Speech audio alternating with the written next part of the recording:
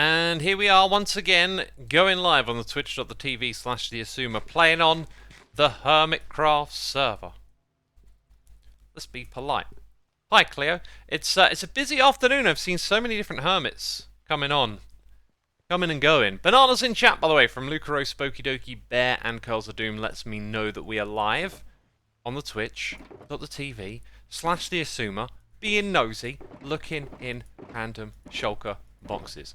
Not so random, actually. They are what has helped build David. There's Pixelriffs, the man building the redstone. Look at him go. Comparator after comparator. Placing furnace blocks like he knows where they go. Why is everyone sending bananas, says Violet for jury. Well, if you want to know if you're live on Twitch, I mean, if people put apples in chat, it'd be really confusing, right? So, by putting in bananas, I know that we're live. Let's go grab some bones. We're just going to jump straight into what we're doing today. And I kind of know I don't have enough of these blocks, and I kind of AFK'd for some earlier, and then I kind of realised that I forgot to bring with me the means to pick them all up in shulker boxes. So how about I put some shulker boxes in my inventory? How about we consider going to the end dimension to repair our tools? These are things that may or may not happen today. Okay. Do we have more bone blocks here? We do. And bones. And, oh, we have all... Well, I don't need to go pick up any more. We got an angry wolf head. Dang. When did I get that? Hey, noises are in my eardrums because people are so kind to support me here on the Twitch. B, Sky Glow here for 3 months. Thank you so much, B. Lucaro137, Run357 with the Prime for 48 months. 4 years. If I had $1 for every Metroidvania I played where the protagonist is a white creature with black eyes and no discernible gender, I'd have $4, which isn't a lot. But it can't be coincidence at this point. I'll pretend I understood what you just said. Thank you so much for the support, my dude, and all you do here on the channel. The Freeman17 with the Prime Wicked Smile for 6 months. Xita's here for 2. Thank you so much for your continued support. Now, we're going to head upwards, and let me tell you this. Pixel has come here and saved the day. He has revitalized without even realizing it. Pixel has revitalized this, okay? This crazy insanity up here. We're going to waterlog the entire thing going through the spine and create like a swimmable transport network to link multiple parts of the base up together. It's just such a cool idea. Helachaw says, hello X, Argentina or Croatia? We're talking World Cup, right? The football's probably on. I haven't really watched a lot of the World Cup. I've watched 2 England games. That's it. Usually I'd like to watch a lot more, but I decided not to this year. I do enjoy football, and the World Cup is obviously an amazing spectacle. You know, the best players in the world coming together. For Argentina and Croatia, you know, as a neutral, well, not as a neutral, as a fan of Messi, I would say I kind of want to see him win a World Cup, right? But I'm rooting for Morocco. Come on, the underdog. I always love the underdog. Anonymous, thank you for gifting a sub to HappyCat1928 for 12 months. A whole year right there, dang. Appreciate you doing that. Toguro Joe, thank you for 49 months. Tremendous support here. So the skeleton drowned, says Curls of Doom. It becomes a drowned skeleton. That is amazing, isn't it? Now, I can't remember what starter base even is.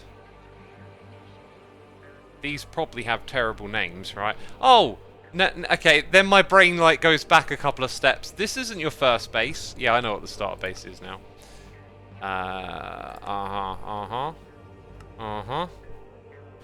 Do a little bit of this. Oh, it's a bit much, isn't it? So, I kind of just abandoned doing the inside because it kind of felt a little bit on the pointless side at some point. You know, there was another thing that helped me build this, which was a lot of disposable blocks. Scaffolding will also be useful, so good to have that on hand, right? Okay, and maybe I'll start using it straight away. Now, what I need to do is probably come down a little further and just, yeah, see exactly where this goes. Now, the big issue with this is that there's mobs that you can see there's a creeper. So, got to break those off as I go and just let them drop down, essentially. But this is what we will do. We'll finish this little bit off, and it'll allow us to do so much more. Yeah, by the way, I've got some supposed elven cookies. I actually know what's going on here, okay? So, this custom stuff that we have, it has a number. And if you don't assign it, like, its exact number, and you give it a higher number, it displays the thing that's nearest. So Scar, I believe, has just given this a high number to see this model appear, but then when you add more stuff later on, it changes. So my elven cookie is possibly a spoiler. It's some sort of jelly milkshake mixture, and I've got to say it's gorgeous. It's tasty. I've been enjoying it. It's probably full of sugar, but you know, it's that time of the year. I'll treat myself. I will treat myself. Speaking of treating oneself, today went downtown with the intention of having a snack from a food stall. Usually when I walk past those things, man, it's always like, oh, I've figured out what I'm eating for today, you know, my meal plan and all that stuff. I never indulge. But today I went down there, I was like, I'm going to have something. I did. Let me take a sip of this decaf coffee first. Oh, it's so good and tasty. So, I wandered around for a little bit, and I went into a Simmons bakery, and they had this gourmet toasty with hunter's chicken, bacon, cheese, barbecue sauce, and it was stellar. A 9 out of 10, I'd say. 9 out of 10. Very enjoyable. Are we going to talk about food today, then? G-Stab, here for 82 months. One day Xisuma made some curries. First one he ate. Can you guess what he did with the second? He 82. Oh my gosh. Oh my gosh. What an amazing pun. I love it, G-Stab. Thank you. Thank you. He ate bread. Mark it in your calendars, says Carls. I had bread on Sunday. So I took some time off from work, which I planned for a long time. Went up north to do a bunch of things, stuff, places, art galleries, whatever. Went to some buffets, so I ate a lot of food while I was there, which was the plan, you know.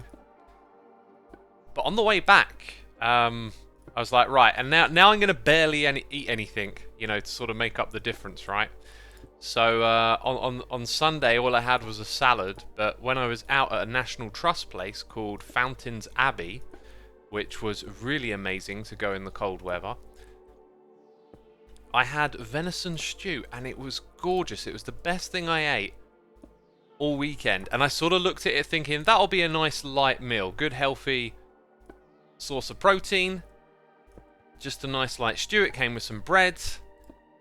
And it was the most gorgeous thing. After I'd been to this buffet that had like curries and all kinds of dishes, you know, all the Chinese food and even some classic chips and hash browns. After I'd feasted on all of that, just a simple stew. So anyway, today when I was downtown doing some shopping, getting the Christmas presents, the last of them together, I got myself some venison, and tomorrow I'm going to cook myself a venison stew, and hopefully it'll be just as gorgeous, right? I hope it'll be just as gorgeous. By the way, we've got the one, the only Curls of Doom coming in here, gifting subs to VP Charlotte, Labyrinths of the End, Hugh Damon, Worldwide Macnay, Mandy6363, all been gifted subs. If you heard your name, be sure to say thanks in the chat. The Spotted Tenno says, I literally never join the streams, but hello, X. Well, welcome to the stream. You should come by more often. Pure Asbestos says, how is life like a sandwich? No matter which way we flip it, the bread comes first. I like that. That's cool. Huh. Wait, is that a joke or... I feel like... Mixis says, my brother had an accident at work yesterday. He fell into the upholstery machine, but don't worry about him. He's completely recovered. Isn't the joke he's completely stitched up? I feel like I missed something there. Is that... Wait, maybe your brother fell into an upholstery machine and recovered. I don't know. I feel like that was supposed to be a joke. Love your hat, says the Shuchi. Yes, Christmas spirit is here. AGPL Gaming, thank you for your Prime subscription. Also, Skinner Puma using the Amazon Prime for 9 months. It's a Twitch baby. Food Talk again, is it?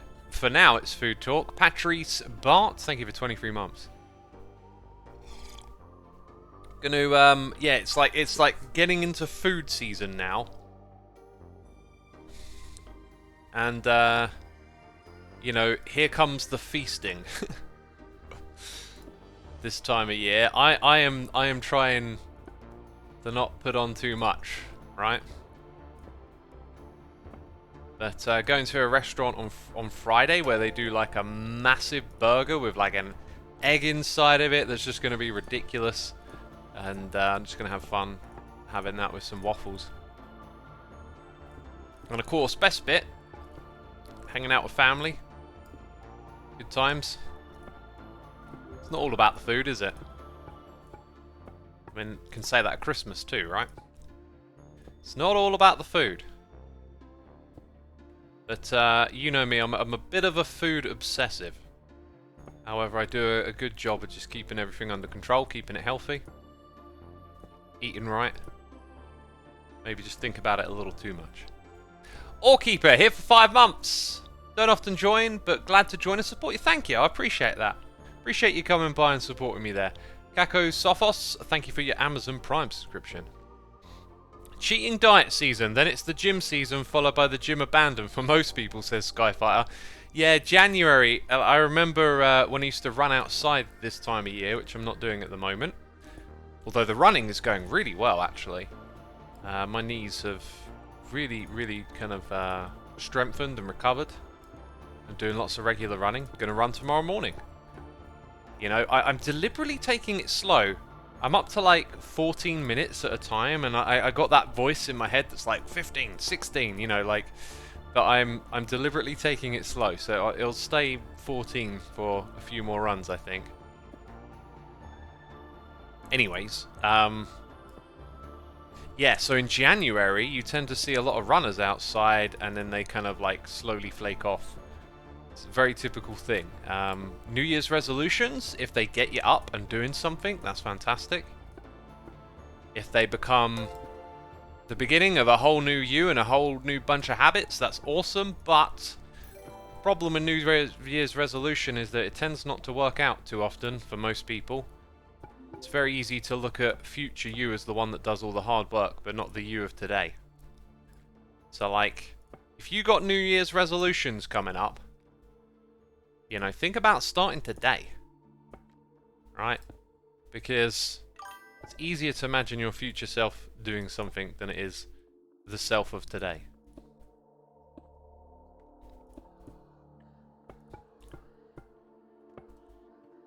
Let's read some chat. What are you making? Clearly, these bones are making a jaw. Maybe not so clear if you don't know where we are. So let me enlighten you. We're inside a giant skull, and we're building a jaw. Typical Minecraft. 14 kilometers or minutes. Oh, this mark. 14. Did I not say minutes? 14 minutes. How are you feeling about England's exit from the World Cup, says Anders? I am not emotionally invested in football. I have done it in the past, and it is just... I don't know. I just want to enjoy rather than get all worked up about something like sport.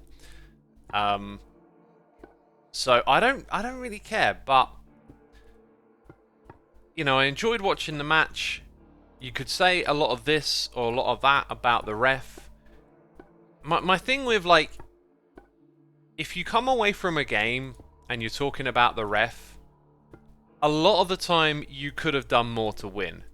Right, you could have played better, and I think England were hard done by, no doubt. There's going to be decisions and calls that should have been made that people will probably discuss for years to come. But well, maybe it's not that historic, but you know, they'll talk about it. But you always could have done more to win the match, is kind of what I think. If you end up walking away from the game blaming the ref, like if England had won 3-0 and, you know, those same decisions didn't happen, no one would be talking about it. So that's kind of my takeaway, is just it's going to be one of those games where you look back at the ref's decision and you got someone to blame, but could have always done better. Not that I'm capable of playing at that level or anything, right? That's just kind of how I look at those sorts of things. Not in this case, Mr. Xisuma. The ref was biased, says Jack Hurd. There'll always be accusations like that thrown around, and you know, I think it was poor refereeing. I happen to agree. I guess it's just a topic that I've heard talked to death. One of the problems I think something like football has, and sports in general, is just it can be so repetitive. Like the same old topics. Like a lot of football conversation doesn't really interest me because it's just kind of like the same old, same old. So yeah, I don't know, there's a lot of that, right? Just a lot of the same old stuff being talked about and going on. Is your new mod updated for 1.19.3? I love it so far. You'll have to go to the page to check out, because I am not the modder, obviously. We got Wreckin' B-Man here with the Prime. Thank you for using the Prime on me, my dude. Ryan R.D. Bloomfield is also here for 12 months, a whole year.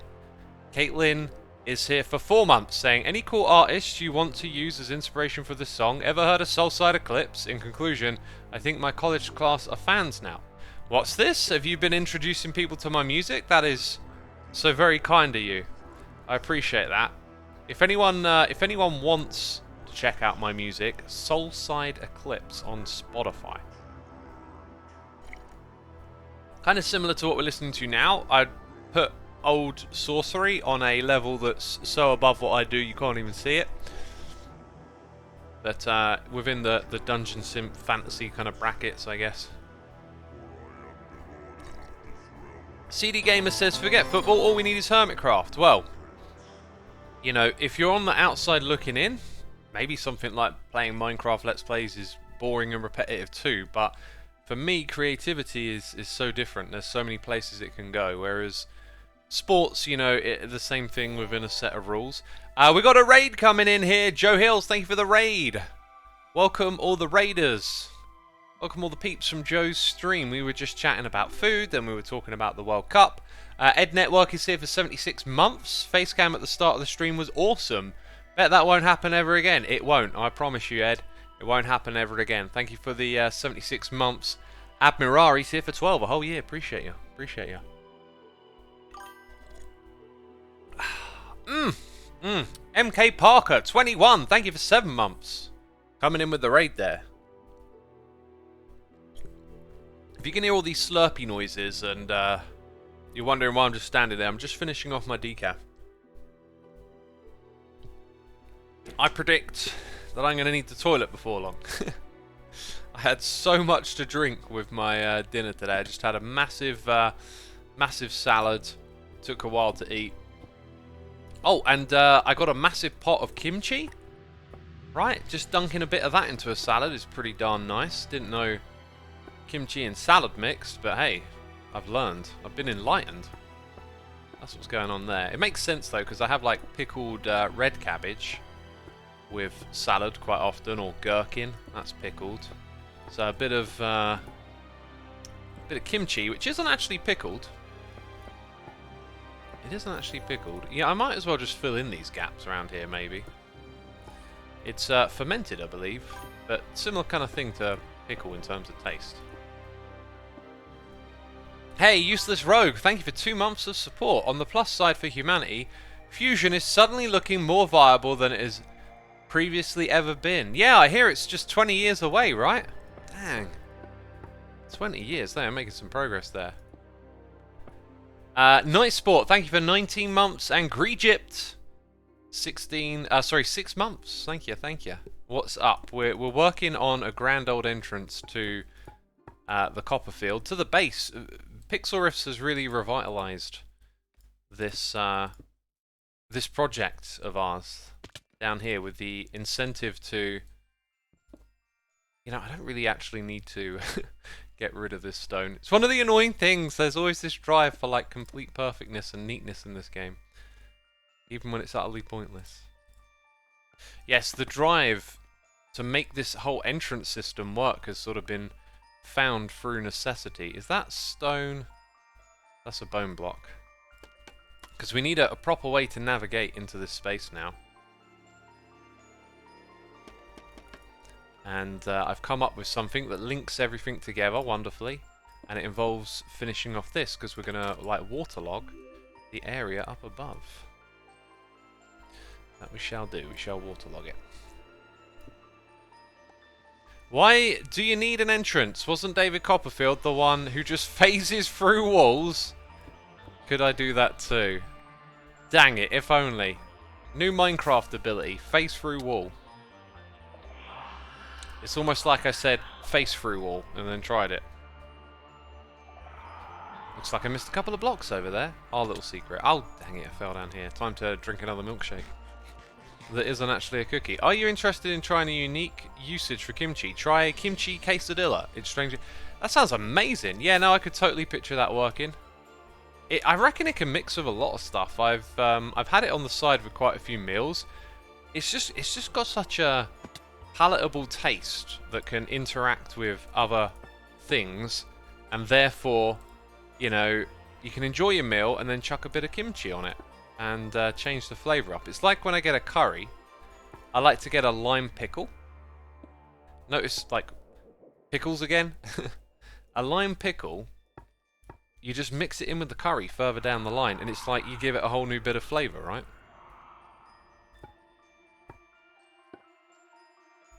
Let's see where this schematic is going for a second. I think it's... I was holding down shift, but it didn't work.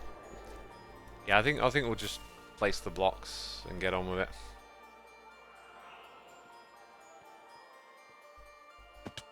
Placing blocks, getting on with it.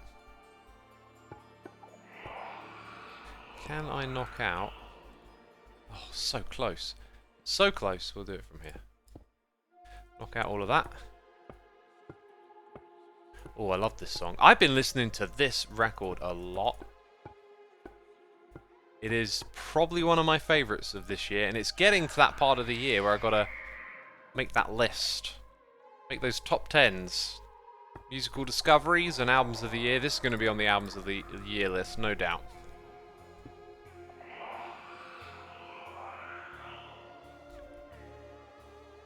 Hey X, are you going to be helping Pixel with the copper farm? Says Wild KY.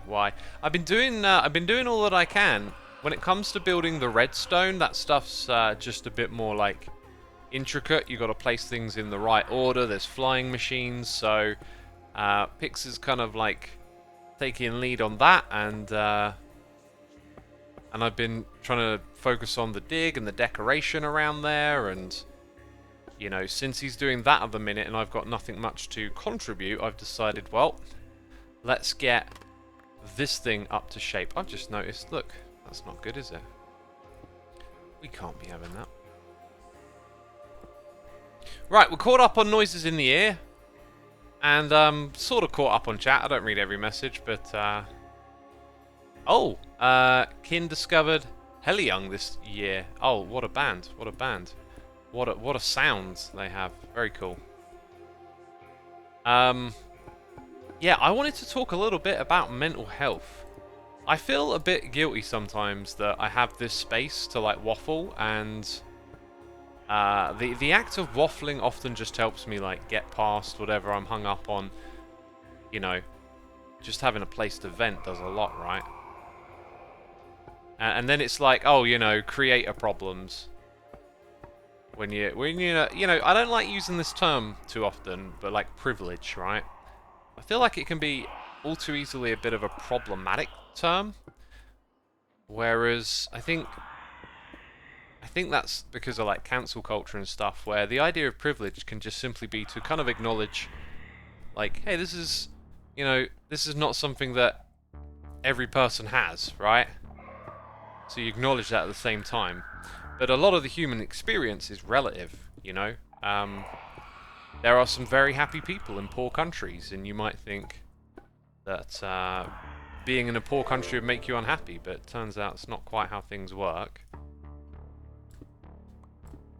Tends to be there's a lot of studies suggesting it's inequality that makes people unhappy. So like the larger the inequality, then you have your unhappiness. But sort of going into a little bit of a tangent here. Struggled again recently with some things here and there, weighing on my mind, trying to figure out what it is. This trip came along at a good time because it just gave me some like breathing space to just do something different and not really think about YouTube. And I've kind of realized that I'm sort of like obsessed with what I do, I think, is my takeaway. Like my mind ticks over about videos and all this kind of stuff constantly. It ticks over whenever there's something creative going on nearby, because as a creative, I feel like I see something happening and it's almost like I can jump into that space because it's creative like I am. And I feel like this has now sort of become a source of like perpetual distraction or like thought wandering. I'm just noticing how like my mind is always like ticking over to this other place of like the what ifs and if only I had more time. And I feel like it's been unhealthy. I feel like it's slowly built up, and despite doing all of this thinking in the past to get my head around like numbers and interacting with YouTube and like what am I here doing and what's it all about, I've sort of wandered off keeping that like close and sort of told myself the story without fully enveloping it. So, you know, I know on some level, oh, this is the problem, but then am I actively, let's say, catching myself in the act, you know, like noticing what's going on in my own head? And I feel like I haven't been. I feel like I've just let my mind wander too much and not really kept things in check. So lately, I've just been doing some really like simple things. Like I've been trying to get off this sort of content treadmill of, oh, there's this thing that you could be listening to, there's that video that just came out,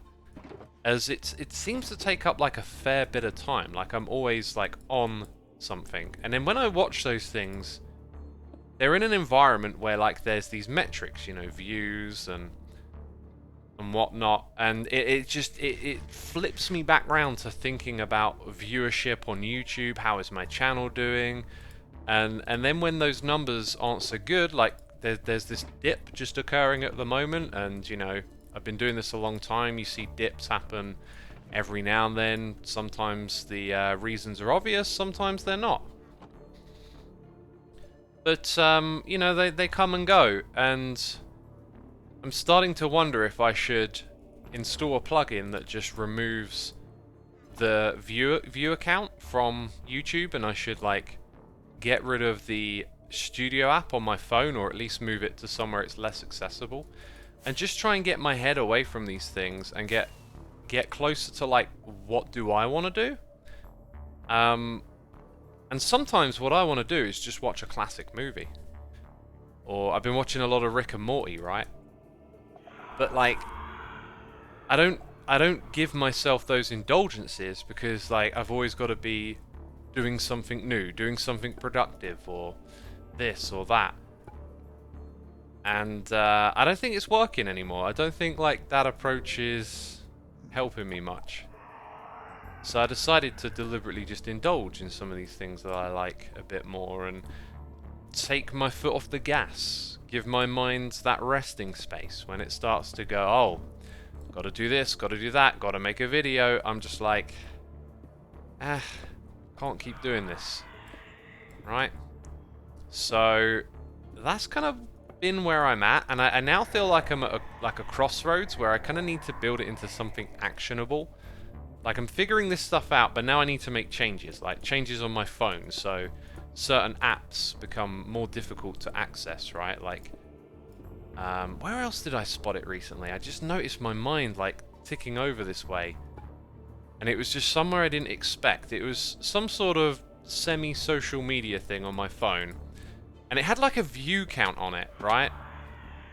It's like let's say there's a topic I'm really interested in and I can make a video about it or something like that, and then I see like this view account and it like ticks my brain back over to like make video, make success on YouTube.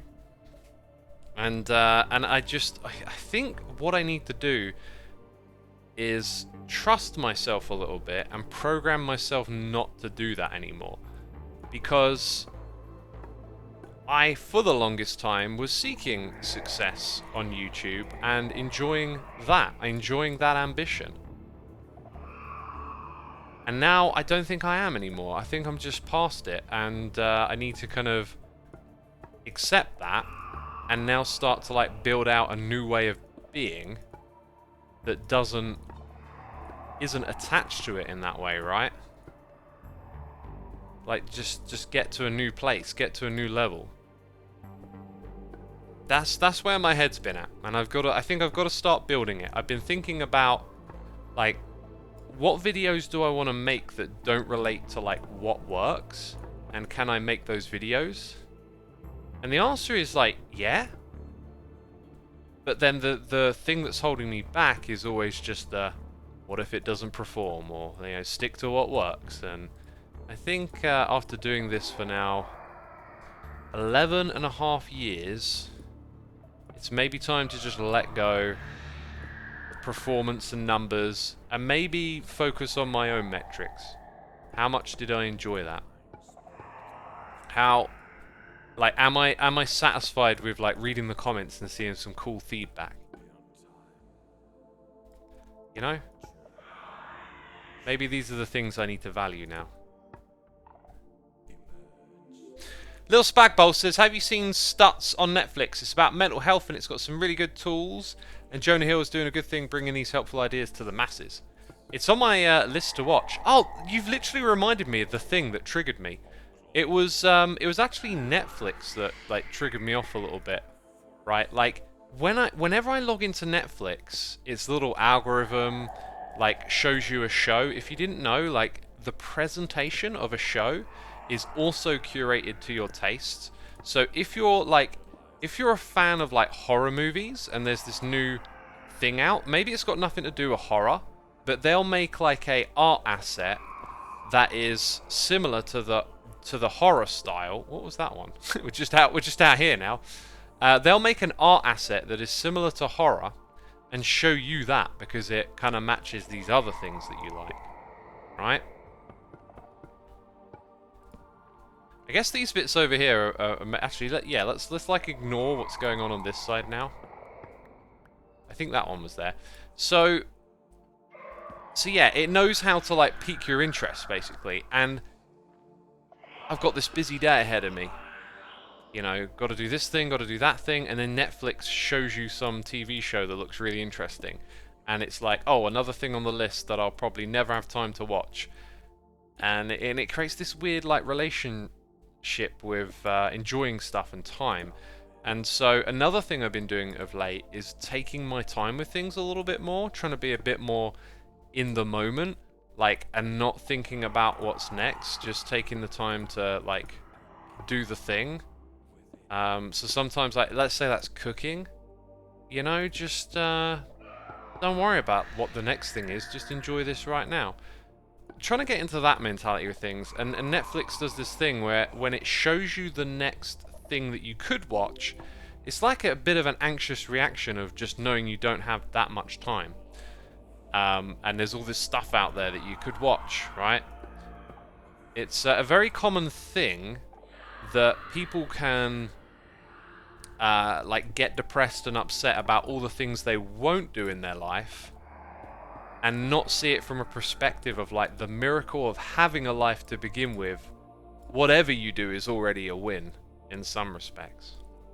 So yeah, I've noticed how that creates a little bit of anxiety, and there's like content shelves on many apps and websites that you visit where there's all these like things that you could also watch, and I've noticed they've just been a bit triggering. They've been like setting off some sort of tripwire, and you're like, oh, you know, I could be doing that. I did not bring enough bones, did I? We have to go craft some more. Let's go do that. I've noticed that Netflix uses different thumbnails. I thought it was A/B testing, but I wonder if it's an attempt to see if different thumbnails draw attention, says Q's Bra Osso. I imagine that they do A/B testing. A/B testing is a process, but they have multiple thumbnails and they are designed to hit certain demographics and audience types. So a show might have a whole, like, it might even be like a matrix of like, maybe like age on one axis, then content type on another, and then maybe like a third axis of, I don't know, I'm speculating here, of like maybe gender or some other preference, right? And then the combination of those elements that you hit then has its own thumbnail designed for that thing. Could be as complicated as that. Doom says, remember that you're trying to train a 10-year habit out of you. It's not going to happen overnight and you'll need to be patient with yourself on that journey. Actionable steps are good, but the reprogramming the brain is going to take time, and that's okay and normal. When you think about what you could do, remember your own strengths and talents and what it is you bring to the table. It will exclude lots of possibilities and help you focus on what would be worth doing. I like that last bit a lot, Curls. I need to perhaps really dig into that on a deeper level, because when you put it in that way, yes, I'm going to copy this, and these are great thoughts that I need to think over. I need to find a moment, again, always busy, right? I need to find a moment to just have time to think some of these ideas that are forming, think them through, and really figure out those actionable steps. I've got ideas of what they will be, and thanks to my cognitive behavioral therapy that I underwent years ago, I'm actually pretty, like, in tune with catching my own thoughts, self-analysis, and then like restructuring my thoughts. Like, a lot of my thoughts in my head used to work against me, and I've learned how to sort of spot them and distance yourself from them. And these days some of those thoughts come around and it's like, oh, you again, you know, you've been quiet for a while.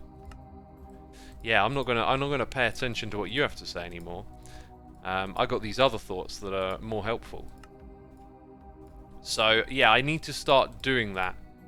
It's just been, I think I've just been caught up in the pace of everything and haven't had that like time to just like bring it all together, and I feel like I've just had that lately. I've somehow just landed on it. Maybe more through fortune than my own doing. And so, you know, what does this mean to all of you watching who consume my content? I think you're definitely going to see less content from me over the next 7 weeks due to all sorts of things going on. But then after that, I think my content, there'll still be the update videos, but I think the other stuff that I want to do, it's just going to come less frequently, and it's going to kind of just be different from what I've been doing. I don't know. Maybe I shouldn't even be thinking about what it is yet. Just think about how I take actionable steps on like what's happening right now. Usually January is my favourite Xisuma month, says Talbar.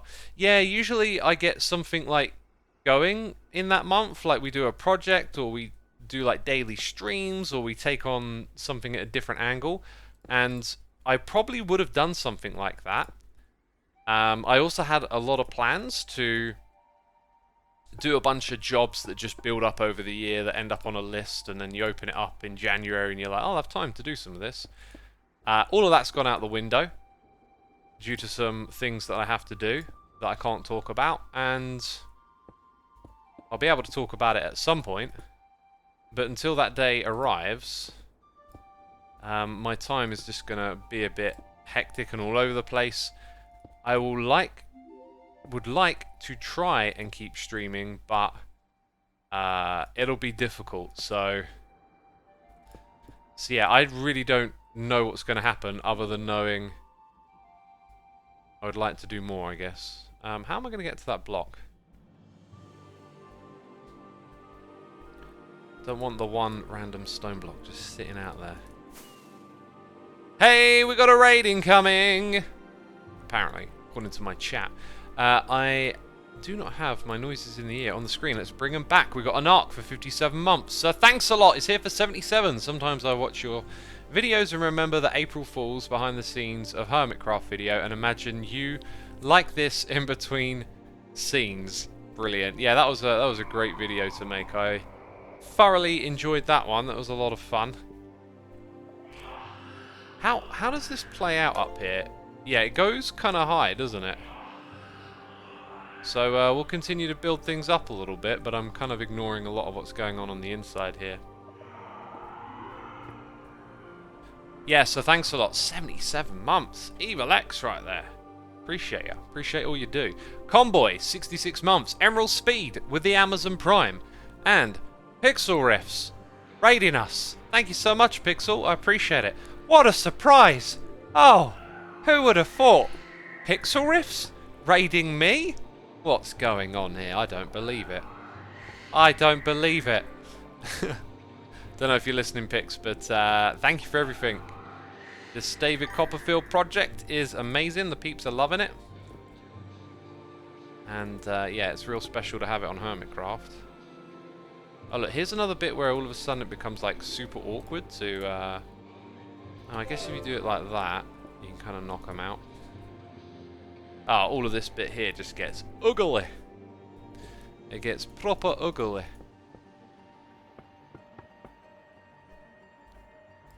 Gonna have to do this manually to some extent, I think.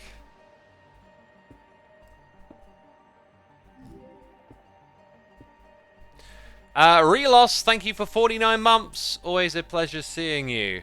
Thank you for the lovely message. Ari Linelia, whose name I've probably definitely absolutely 100% butchered. Thank you for 3 months of support. Appreciate it. Are we closing the ribcage, says Taubar. Yeah, I guess you could look at it that way. We're closing the ribcage, eh? Getting the work done, that's for sure. Stream update, bones. Yes, lots and lots of bones. Whoops. Some get wasted. Not too many, though.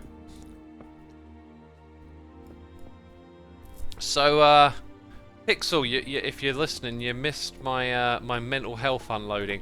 I was chatting with Pixel, and I just sort of like, just kind of like dived into complete unstructured, unrealized mental health divulging, and it was a bit like X. I was saying to myself, what are you doing here? Just like, leave the poor guy alone. God, I don't know. Something about like being a creator and being with other creators, your brain goes into creator mode a lot, and there's like a little bit of an overlap with that stuff for me, as I have this space to just like unload. But I've been figuring things out, you know, and feels like I'm close to like developing some concrete action and just kind of like realizing how to get from A to B at the moment. After doing this for 12 years, like, you know, things change, and over those 12 years, things have changed, right? But sometimes those changes are just, they're unexpected. They come out at you, and it's like, oh god, wait, what have I been doing? What's happening here? And as Curls will know, I've got a project going on in January that, I have this weird feeling like when that's concluded, like my brain is just going to be so different after that point. But that might be a bit wishy-washy, but I don't know. I got a feeling like that's going to be really good, like in ways that I can't describe. I'm so excited about it. Hi, got a visitor. Yeah, things are happening here, there, and everywhere, all the time, all around the world. Gosh. Pixel says I'm a good listener. Thank you, my dude. You are. Yeah. I just, it was just like, I don't know. Obviously, like, it'd been eating me up a bit, and I just felt like I needed to say something somewhere, and I kind of just dumped a load of unstructured thoughts on you. But I've managed to like figure out like where my head is at, and kind of like got an idea of where to go from here. But yeah, there's a lot that can be said about being a creator, and I think maybe not even just about being a creator, but like how this environment that we're in, that's like, there's all these metrics of like performance and numbers everywhere, and we just interact with things so differently because of that, right? Like, I believe your enjoyment of something can be like persuaded and influenced when more people are enjoying it, or you see numbers that are like really big and stuff, you know, like if you like some TV show and oh it did these amazing numbers, you're like, yeah, awesome, I love that show, I love it more now. And I there's nothing wrong with that. That's like a cultural thing. We love to be a part of something. We love to enjoy things culturally and socially together. But just the environment we have now just puts so much more of that, like, right under your nose. It's crazy. And then to be someone who's, like, creating in that is another whole layer of it. You hermits like hiding things for dramatic reveals. How often do you stumble upon secrets from other hermits, says Sheepsaurus. Not a lot, really. Plus, we have a good way of communicating if there are spoilers and stuff. Like, we use Discord to communicate those things. But then there's also the attitude of, like, we used to, like, looking at what we do and considering how long we've been doing it for, like, spoilers used to be kind of like, oh no, my thing got spoiled. But then, after a while, it was kind of like, you know what, it just means a bunch of other people saw it and maybe they'll come check it out. Like, you can kind of look at things in one light or another. And it used to be that spoilers were sort of seen as kind of bad, right? Like, I joke about it a lot on a stream. Like, oh no, you've seen this thing that I was working on for an episode. Oh, you're unsubscribing. Like, that's kind of like an attitude thing there of, like, just realizing spoilers are not really that big of a deal. If anything, maybe they have the potential to get other people sort of interested in what you're doing. Why facing up though, says Jimmy? Because I am just hopelessly, you know, the whole thing's built this way and therefore I'm going to put all the blocks like that. I don't have an answer. X, can you please press tab? There is the results of me pressing tab. You now know. You now know. Anyway, I know we've just been raided, but I madly need to go to the toilet because I guzzled down stupid amounts of water and tea while I was having my dinner. Machi3107, thank you for 33 months. Blue Bottle is here for 74 months, saying, hey X, hope you're doing fine. Thank you for the amazing work over the years. Thank you for the tremendous support, 74 months. Now, yeah, Doc is back. Hype, you see, not a spoiler, right? It's hype. Maybe Doc might think, oh, I don't want people to know I'm back on. It's going to spoil my episode. But then it's like, there's another way of looking at it. It's hype. So anyway, I will be right back. Don't go anywhere, but do hit that follow button if you haven't done so already. And, yeah, I'll be right back.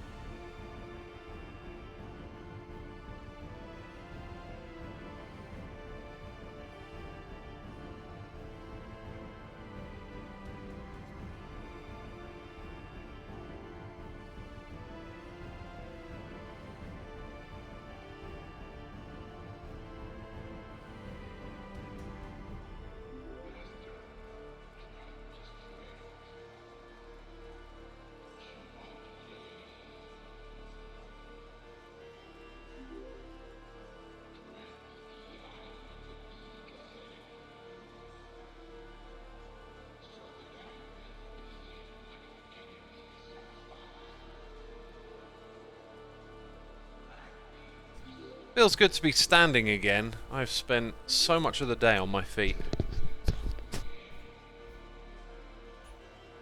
Cybot says, was that one mega sub gift stream 1 month ago, or why is the sub goal so low? Probably because of that. Anyway, I'm noticing just a general decline at the moment. So it probably translates over here on Twitch as well. Let's bring things back. This is again why, you know, like, numbers just constantly infect your thinking. What I need to think about is, like, having and creating the experiences I want to have. the Create project that we're doing at the moment is like one of those things where it's like, hey, this is something I wanted to do for a while. You know, just focus on building in creative mode and like what's that like, and are we having fun? Are we learning? Yeah, like it's been a really cool experience so far. And that needs to be essentially you know, a priority of what I choose to do at this point in time. Again, been doing this for 12 years, and feels like something's got to change. Is that stone or bone?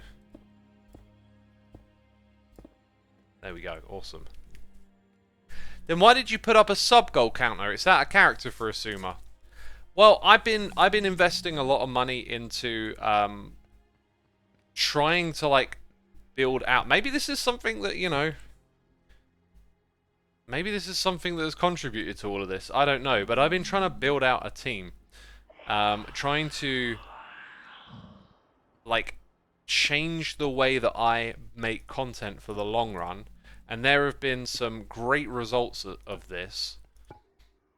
But something that I realized recently that is really important is you need initiative. You really need initiative from people to make this stuff kind of work. But anyway, like the point is, I've been putting in like a lot of money, and it kind of made me just think like, you know, maybe I should be like incentivizing things like subs a little bit more here, and just keeping the numbers in a good place to keep those experiments and that ambition going. But like how it's manifesting, I'm seeing things that I love, right? Like content that I love, and videos coming together that I want. And on my main channel, it's having a great success in terms of the quality of the product, me expressing the thing I wanted to express, and then it performing. But elsewhere, it's just not having the same sort of traction, which is a shame because I have like ambitions for those things, right? Let's do this bit without that overlay. So I was just watching, I think it was Pearl's stream, and I saw the little sub goal thing, and I just thought, why don't I give that a try and incentivize it a little bit.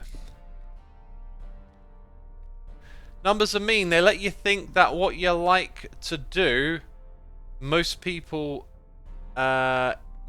isn't what you're supposed to do. Just because a couple of people didn't watch it isn't true. I think I get what you're saying. I probably just jumbled up the reading a little bit in my head there. Yeah, the numbers just play a game. They just play a game with your head, right? Like, do the numbers really matter? In some ways, they feel like they do because you want to reach people. But in other ways, it's like, well, what's your personal experience here? Like, is this... Hang on, am I doing this I think I'm doing this the complete and utter wrong way here. Basically, I'm going to have to head down there and mine all this stuff off, so we'll do it with some scaffolding in a bit. Let's go grab some scaffolding and stone from down here. I did not realise that this could take so long, like almost an hour in. We haven't even done the jawline. The Vixen 38, thank you for 46 months. Appreciate it, my dude. Appreciate it ever so much. Will you be playing other games than Minecraft more often, says Samcat? I don't know, I have a bit of a love-hate relationship with games, I think. Like, I'm often really intrigued by game mechanics and game design, but I don't like sinking hours into something that isn't creative. Like, the game that we played yesterday, the Slice and Dice, was awesome. But I feel like the game I want to play is making a game. And we did a bit of that prepping for Cube Control. And I certainly want to find ways back into that. So in me kind of realizing what I want to do, why do I not have more scaffolding somewhere? I feel like I should have tons. With me kind of trying to think my way through all these things that I want to do and my relationship with how I think about them, somewhere in that equation, game design needs to come into play, because that's something that really ticks over in my head a lot. It's just seeing game mechanics and wanting to design some of my own and create some experiences and whatnot. What's really annoying is that I feel like Minecraft, I don't know, like I talked to Aoife about this, and he was saying like Minecraft to him sort of feels endless. Like there's so much you can do. Whereas I feel like with Minecraft, I constantly see constraints. And maybe it's because the things that interest me don't translate well to Minecraft, but Minecraft is definitely a great game engine in itself. I don't know, the games that I want to create just don't seem to suit it all that well. Maybe if I can brainstorm enough and focus on some ideas that translate to this, then maybe I can give it a good go at putting together some cool games in Minecraft too.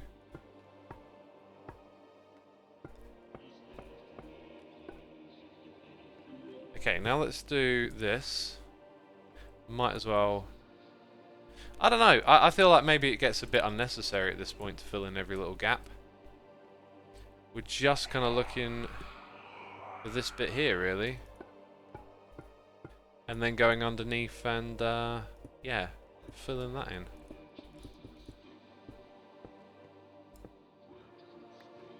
So we're pretty close to being done. Could see if Tango wanted help with Decked Out. You know, I offered on several occasions, but, like, you know, it's his game, and, like, I totally get why when you know how to make a game and you're gonna do it from start to end, you're not gonna want other people getting involved in that, right? Like, so I didn't really say too much other than, hey, if you need any help, I'm very keen, available. But yeah, you could prototype something in Minecraft and then expand it into a proper game, says Pure Asbestos. Yes, that is true, but the things that I'm really interested in are like roguelike mechanics, and I think about that a lot. Like, how would this work in Minecraft? And it's kind of like just the base game. Like, you got to remember, if you've got an idea for a game that involves a 3D space that you traverse in first person, Minecraft's your game.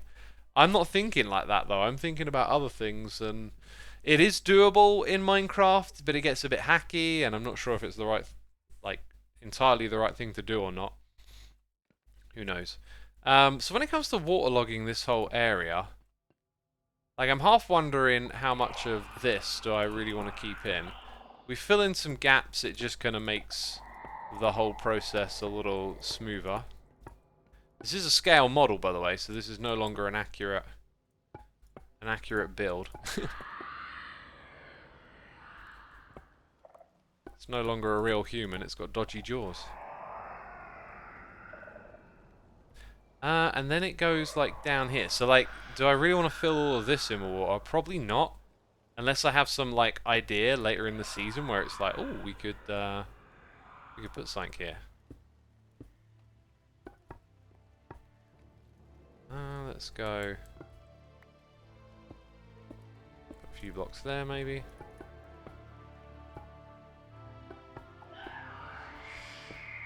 And then there.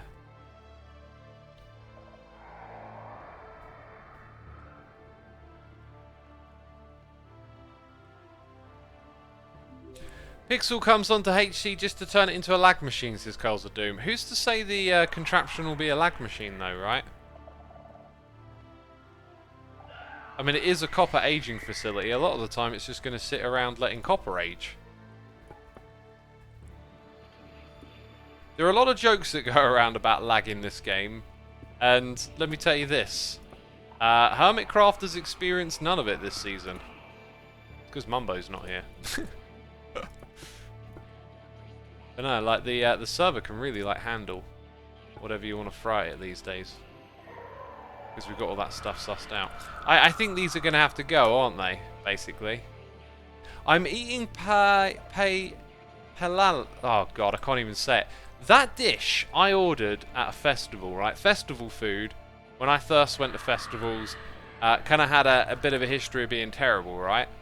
But then they managed to transform it as the festival industry, like, absolutely ballooned and became this massive doable thing. Yeah, oh yeah, I got to tear that down. They managed to transform it so that, like, festival food could be pretty good. So anyway, I saw this dish, it was like vegan, and I was quite interested in vegetarian and vegan dishes at the time. And I thought I'd give it a try, and it was just the most gorgeous thing. I was almost thinking, like, I should go back and get a second bowl.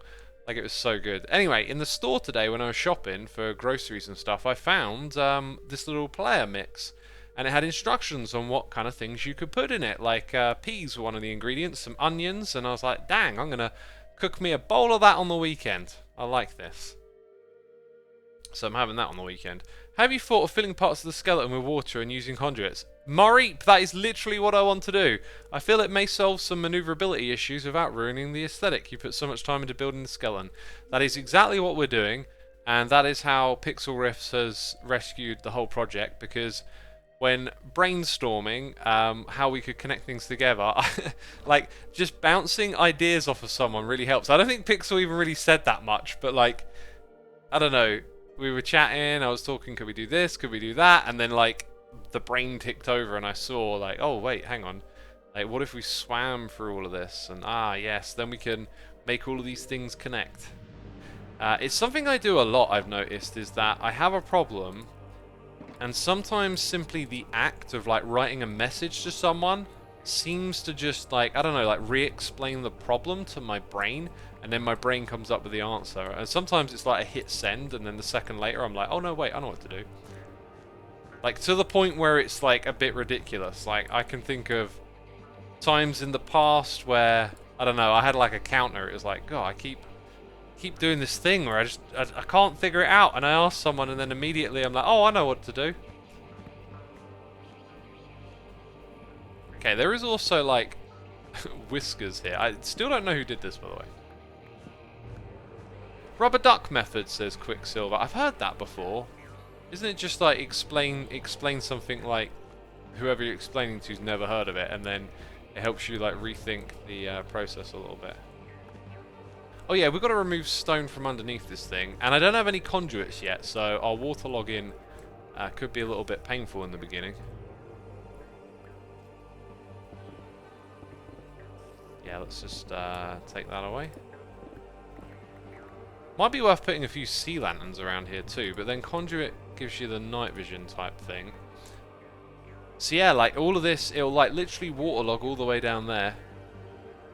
And that area is really not prepped, so we'll probably start by waterlogging this side over here. Not a lot to do there, actually. But we can get it partially waterlogged. Ergo Proxy 86, thank you for your subscription. We also had Tin Myron 404 subscribing too. Thank you so much, appreciate it. I think False made the rabbit. Dang, I've been pranked twice by False. Mickle says, as a viewer and someone who's watched a lot of content producers make it and crash, I've noticed that those who enjoy what they're doing tend to do the best. When they start chasing the numbers and sacrificing their own enjoyment for the content is when they burn out and lose viewers. Pixelriffs says, I said nothing. He just talked his way into the solution. Yeah, I really was like that. That's what I was saying. I just do that sometimes. It's weird. It's weird. Maybe it's just the act of, like, oh, now you're trying to explain what the problem is to someone else, right? Like, I'm trying to figure out, like, oh, where does this go and that go? And now that I'm saying it out loud, my brain just ticks over. But, like we can have a connection at this level. We can have a connection down here, and this can still be part of the ribcage aesthetic, right? It's going to go from here to there. We can have a connection at this level too, right? There's a room here that will connect up with the ribcage, so it's just perfect. Just perfect. And then this will all be waterlogged, and maybe we'll build, like, a cool little feature in it at some point. And then the nether portal keeps the water out. It's so brilliant. It's so brilliant. Pearlescent Moon Trash Shop has a heart of the sea and shells, says ye old envelope. Yeah, we need to potentially do a little bit of recording now and go do some shopping, I guess. I really do have just a junk shulker box thingy at this point. Woo! And we'll be swimming through there at some point.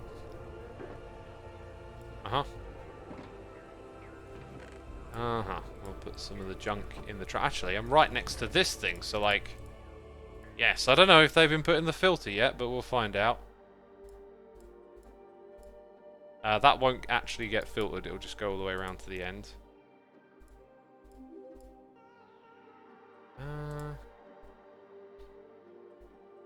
yeah, just put the scaffolding away, I think, which was actually part of this thing. That should probably be back in there. Cool.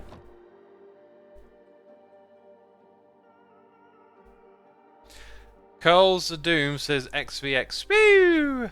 Maybe would have been a moment for that. Maybe, you know. Maybe she's born with it. Maybe it's... Oh, God, that advert. I must have heard that so many times as a kid. Why did they do it? It's never been useful in my entire life. You could have some X-shaped turtles swimming around, or some axolotls. That's a great idea. I got plenty of axolotls that could live in there. They will probably end up, though, going into the nether portal. What's this? I mean, obviously this is shenanigans. That's me. That's my shenanigans there. These shenanigans, not so sure whose those are. That is another shenanigan. There's so many shenanigans on Hermitcraft. Mimi, thank you so much for 14 months of support. We also... No, that was it. All brought up to speed. Thank you for your subscription. Sky says, all I see is sky pollution. Why did you capitalise the S, Sky? Are you making a pun? A punny? Is that a punny joke? Oh! I've been sprinkled and splashed. Right, so... These are some of what we need as... Ooh. Not enough to make something. Now, I brought these from Pearl earlier in the season. But what for eludes me. I was thinking over it the other day, like... I got a conduit. I seem to remember it maybe residing in one of these ender chests. Maybe I have it back in my storage. I kind of remember there being a conduit probe in here at some point. By the way, I lost a stack of sponges, and I vaguely recall letting someone borrow them, but like I can't remember who. Burnt chickeny. Chickeny. Oh, you just reminded me of an old school Minecraft video. Chickeny. Oh. It's like this really like awkward cute video with this like chickeny kind of song about loving chickenies. Amethyst Farm! Crostine with the memory. Yeah, so the question is, do I want to borrow it while we're out of drowns? Like, do I want to build a farm to get some Nautilus shells? Joe Hills borrowed the sponges from someone. Ah, maybe it was Joe then, who's not online. Where is Joe? He's been online all day, streaming. Let me write that down, actually. I think it might have been Joe then. Thank you again for your tremendous help, chat. You are invaluable, let's say. When I play, I carry a junk shulker box later and put it in my sorting system. It's very comfortable, says Cybot. That's what I do too. Except I, for some reason, always like try and manually sort them, but yeah. Joe borrowed them from Jevin. Oh, okay. Well, I might ask anyway, just in case there's some confusion there or something. Tango might have borrowed them. I imagine people just borrow them from time to time, right? But it's like, who borrowed them from who? So, Nautilus shells. Is there another place that sells Nautilus shells? And I don't think there's an easy way of getting them, right? You gotta hit those drowns with that looting sword. Yeah. Hang on a second. Where do we hit drowns with a looting sword? My copper farm doesn't produce Nautilus shells, right? Because they're converted zombies. I'm pretty sure that's a thing, because otherwise it'd be too easy to farm them. Try Pearl's Junk Shop, says Silver Peaches. Yes! Yes! Where else do they sell Nautilus shells other than at Pearl's Junk Shop? Oh, I know where else! At Pearl's Junk Shop! Oh, there's two of them, isn't there? I totally forgot that there were two identical junk shops that Pearl made. Oh my god, how could I forget? Can't even do looting, it's just the ones that spawn with them that have them, says Jacket Thief. Oh, interesting, that's an interesting quirk. A naughty shell. It is a naughty shell, isn't it? You know, I might have some on my own, but they're probably not in here if I do. Like, I was looking for a different material. So I guess we should go check the base, but we're pretty sure the conduit is down at the thing, and I will probably borrow it. The Amethyst Farm. Yeah, I remember there being one in here. Where's like valuable items again? Valuable diamonds. That was probably... Yeah, okay, I think I've looked over all of them. X getting fed up with shells. Somewhat fed up.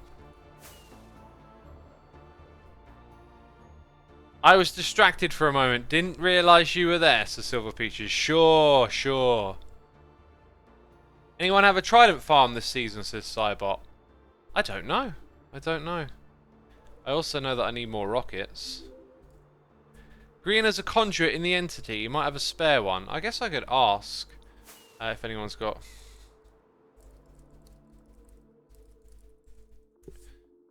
Worth asking, isn't it? The Hermitcraft is the trident farm. If only I knew where the Hermitcraft is. Trident farms produce Nautilus shells, says Carrie. Yep.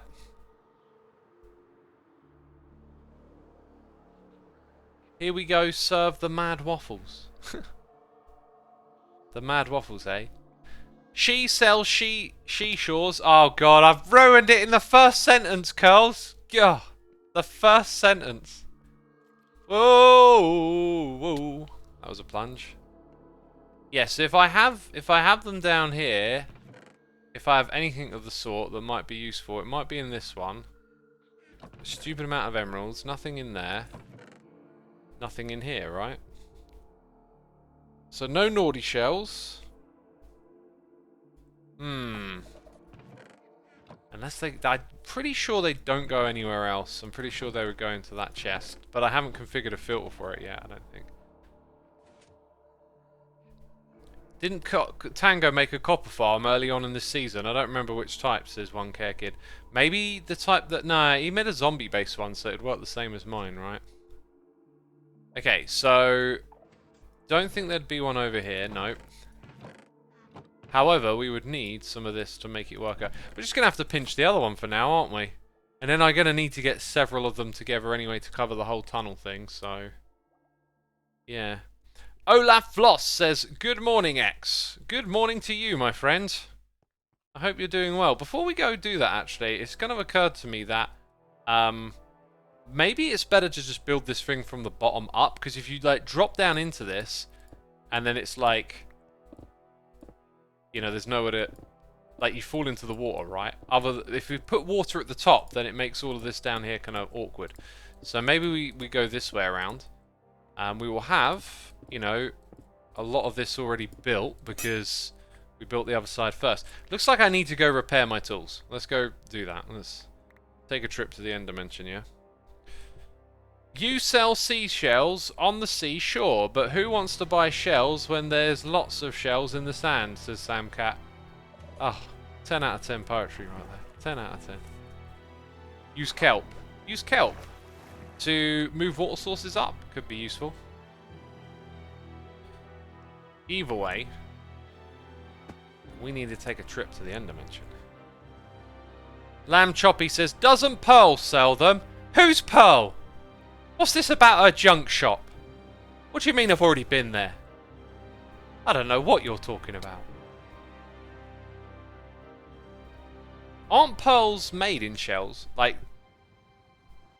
it seems to be a thing in my head. Like, pearls are actually made in the sea, right? Like, they're a thing. Don't know why I'm opening that chest. Pearl oysters, says Bear. Yeah, that's the thing, isn't it? Maybe Impulse sells conduits in his lamp shop. Do they emit light?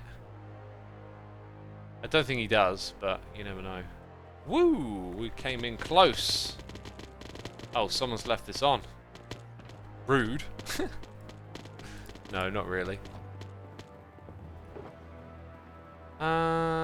Looting swords.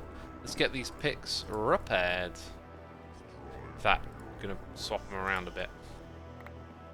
Because I am the warden of this realm. Just like in the song, right? You can use sea pickles. I can use sea pickles, yes, for lighting. But that's not what I'm trying to do. I guess I could put sea pickles... Well, the conduit power would eliminate the need for lighting, but sea pickles inside of the skull could be pretty funny. So Jemin says, have you already tried Pearl Shop? Have I already tried Pearl Shop? No. No, I have not. I have not been there and visited it. God. These sarky people in my chat. Where do they get it from? Someone didn't raise you right.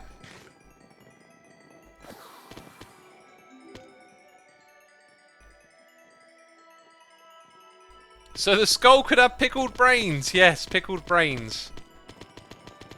Sounds like a delicacy. Conduits as a light source. There's a Pixelriffs thing from a few years ago on a different server. That must have been like a crazy project to use that as a light source.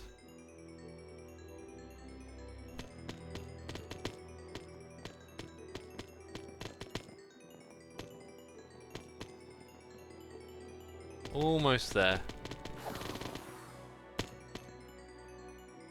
Almost there.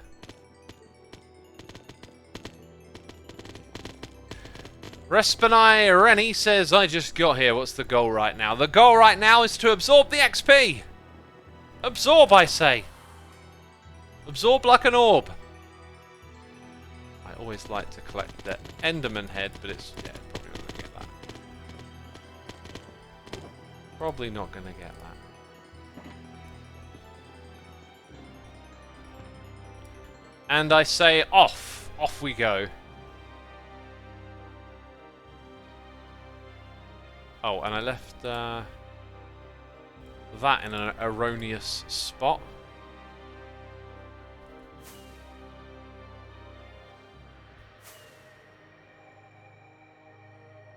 I almost hit that thing. Pixelriffs has said, apparently, allegedly, assume you silly goose, if you want people to be able to breathe underwater, you should just fill the space with doors. Oh my god. Don't even. Wait. What is happening to me? What is happening? Oh, computer game, you make so much sense. Yes, this is completely normal behaviour. Oh. Hey look, I can see the rail under the shulker box. What should we do with our newfound magical powers? I will stand here like this. For this is kind of amazing, actually. Like, if ever you wanted a crazy thumbnail, which I always do, I might just go with that. It's kind of like, you know, you might have to take twice. And what would be the opposite of that? Hang on a minute. Maybe we can make something really crazy. Can I move? I am moving, so if I do that, detach myself. Okay, let's like swing it around to here. I'm now invisible. I perform magic tricks all day long. Oh, wait, am I invisible? What happened there? That was so confusing. I've totally forgotten what I was trying to do. Trying to align it is what I'm trying to do, and it just doesn't seem to be working. There you go.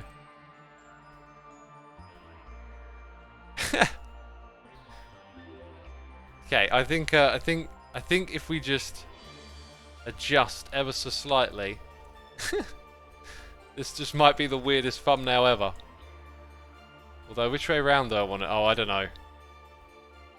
Don't know if this is actually working. You don't really get like fine motor control over this camera. That's kind of hilarious looking. I can get that framed just right. See, look at that. Just want a little bit. Just a little bit.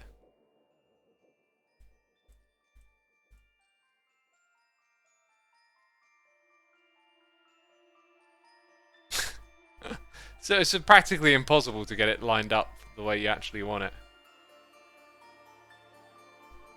Okay, last attempt.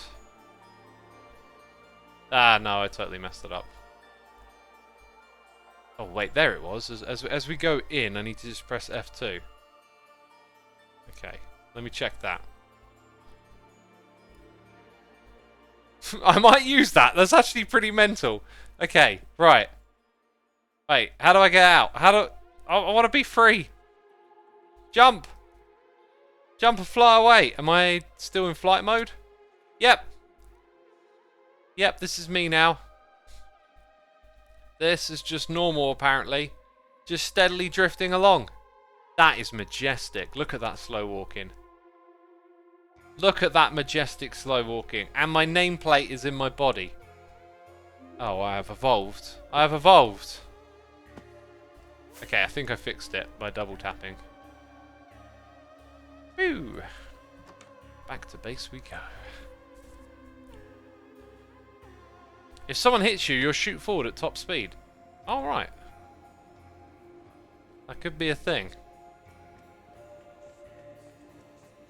That could be a thing.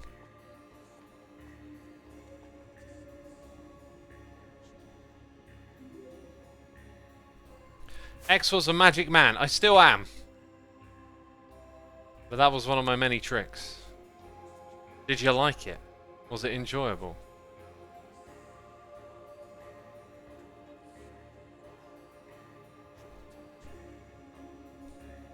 Wait a minute, wait a minute. Where is the conduit? Oh, I know where it is. Yeah, we do want to go in here. It was magnificent, says Einstein. I see what you did with the name there. Brain smarts. I think you're so clever, do you? Literally. Old Einstein. So I'm trying to think of like an Einstein quote, but I can't think of one. What is E equals MC squared again? Energy equals mass. Oh, I forget it. I had a joke, but it's long gone. Oh, this place is amazing, all lit up like that.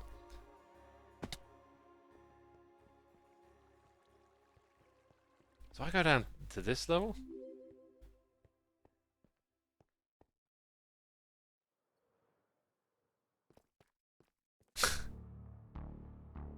I'm thinking of when Ricky Gervais makes that joke about Stephen Hawking's. I forget quite how it goes, but he's like, "Oh, the universe is expanding." Sure, it is, mate. So, oh, apparently it's also a glow ink farm. That actually is bad for my glow ink farm plans. Now I think. Do you know the reason why it is full of glow squids is because the perimeter means that's one of the only places for them to spawn. And there's the conduit. Found through completely legitimate means with zero cheatiness involved. And we got it. And off we go. Yeah, I wonder if I can suppress the spawning of those in that water space. That might be an issue. Doors will probably do it, right? When asked what it feels like to be the smartest man on Earth, Einstein says, "You'll have to ask Nikola Tesla." Cool. That's cool.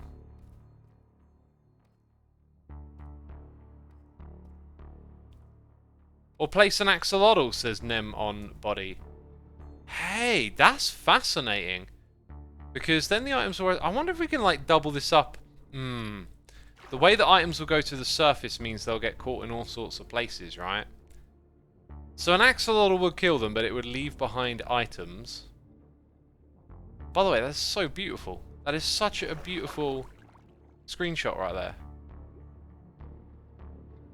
I like that. I like that screenshot.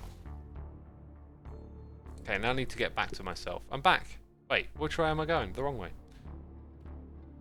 Oh, there's certainly some curious ideas there now. I think the axolotls will probably just have to kill them, and then the glowing sacks will literally just go to waste in that space. Maybe there's like a soft way to pick. Can an Allay survive underwater? Oh, we have to do science. It's time for Minecraft science with a derp. Everything will go to plan. Everything will go to plan. They drown, but here's the thing, they replenish their health when they take damage. Right, so will they drown, will they not? Cruel experiments are about to be undertaken. Oh yes, I have a new mod installed on today. And that is the first time I'm seeing it in action. That's pretty cool. Stained. So you just do set. No, white. Oh my god, I'll get there eventually.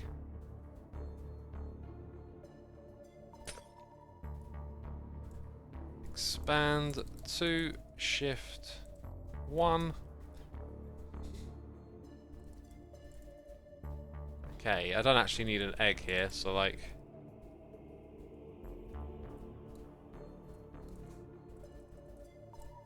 This one, then like -3, and then that one.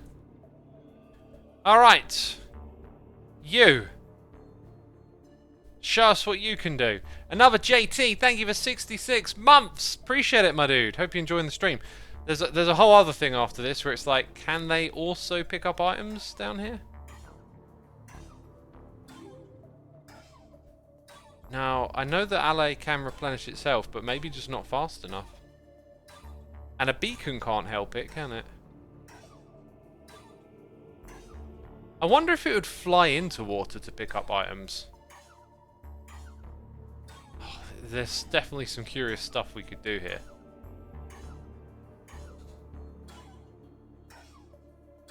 Dude's staying alive, I'm just saying. The dude is staying alive. Bubble columns might help keep it alive too, yeah. The dude is staying alive. Apparently it will not enter water, but it will attempt to gather items that are underwater. So let's now... I have not given this... I'll tell you what, I was going to use some fancy commands, but I'll just get in the tub with the guy. Hello, my friend, I summon thee to bring thy redstone... let's do a glowing, actually. You know, make it more fitting. I hereby summon thee to bring thy gloweth of inksackery. Look at all this inksackery. Collect it, please. It looks to me like it is actually moving around.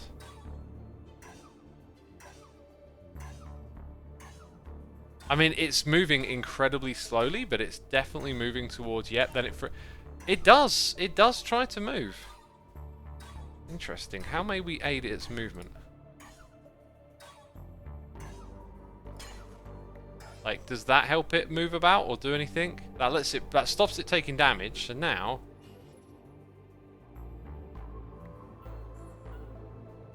What about all these items, dude? I think this thing is now stopping it from moving.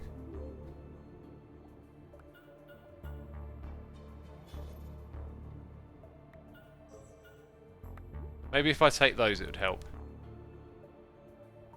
I mean, the movement speed is just too little, really, but it's definitely trying to get them. That's fascinating. If they would just let the Allays swim. Now go for those items, dude. I mean, it's not terribly... Like, I feel like a few of them might be able to do a job. But then collecting the items, like... There's probably a way. There's probably a thing we could do here. Fascinating. Okay. This gives me much to think about. I've already got several ideas. Like, if we put a note block like... Oh, let's actually do this now. So, like... note block, right?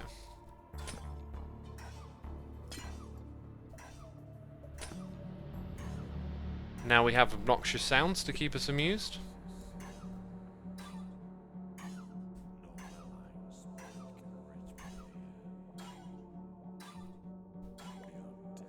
So what's it going to do when there's not a player around? Is it going to try and chuck them? It is actually chucking it towards the note block. So in theory, you know, axolotls, Allay underwater, there might be something plausible here. Give them a conduit and see water breathing applies to them, says Skyfighter. I'm pretty sure it doesn't. Pretty sure the conduit power effect is for the player only. Anyway, we'll stop the obnoxious sound. There's also that obnoxious sound of it taking damage. What I'm thinking is it hasn't appeared to have swum down yet. So now let's go let's do this. Put that there. Put this here. Oops, wrong buttons. Let's see if it can swim downwards.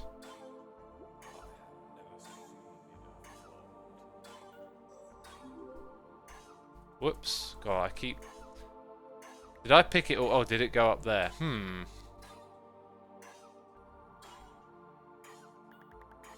Oh no, maybe they were here somewhere, but I just didn't see them. There you go. So now your job is to head down, my friend. I don't think it can swim downwards. It's shaking its head. It's like, no, I can't go down there. Not doing that. So I'd have to heavily modify like the top of the area. And if I were to do that, then I might as well change the whole thing as a whole. It's definitely a really interesting idea that's almost doable. Let's get back on Hermitcraft. Raffi Warren, thank you for 34 months. Good evening, peeps. Hope you have a jolly holiday Christmas season. And another JT here for 66 months with that evil X right there. Thank you so much, another JT. X, just open the top of your geode. Well, that's what I'm getting at. I don't really want to modify the roof of it. If I do... Whole bunch of other stuff to consider. But I guess if there's space up there for the Allays, it can fly around. I mean, like, we've got a beautiful little thing down there. And I guess it's not... Like, it doesn't have to stay as is forever. It doesn't have to be perfect. But if I turn it so that, like, it's a sphere... sorry, a cylinder at the top half... It doesn't really, like, mess with this too much. But I think what's probably best is to find a way to stop the glow ink spawning in here. I'll investigate that one too. Let's make some notes here. We've got some investigations to do. So, like, Allays, underwater /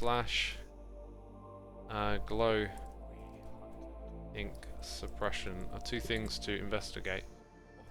Because what we could do is build a glow ink farm somewhere else deliberately designed for the Allay to get involved. Like, why not? Okay, so now we are working our way from the bottom upwards. Getting the spine ready, aren't we? Dolphins, says Pixelriffs. Dolphins. Well, they speed up player move. Oh, they play with items. So they could push the items around. Interesting. I don't think they push them in logical directions, but they could sort of push them until an Allay picks them up. There are certainly a lot of options in this game, right? Yes, that is an interesting one. I think that might be a bit difficult to get it to do like exactly what you want, but I like it. Top water level to flow to the storage. Well, if we were to have Allays at the top of the water, then they would pick up the items and move them for you. So, like, having it flow is not particularly necessary if you're going to have Allays involved. Obviously, though, the reason to do the Allay was like the hopes that it would fly around underwater and be able to then pick up the items like it was in an open air space. Because items are also going to get caught on the little geode bits as well, and you don't have to be like too fussy about that stuff sometimes. But it is an inefficiency, and it is one, I don't know, it'll leave a few items like lying around. Maybe it's not the best thing for the server. Probably not. Probably overthinking it at that point. Okay, see that black concrete right there? That means we're close to the storage. Oh, here's another fort. Right, turning the rendering back on. So the skull is actually attached to this bit here. So if I want to keep my scale model going, I've got all the reasons to right here. Oh, well, I think I literally might have just turned that on at a perfect time. Because now it makes all of this so much easier to look at. I'm going to modify...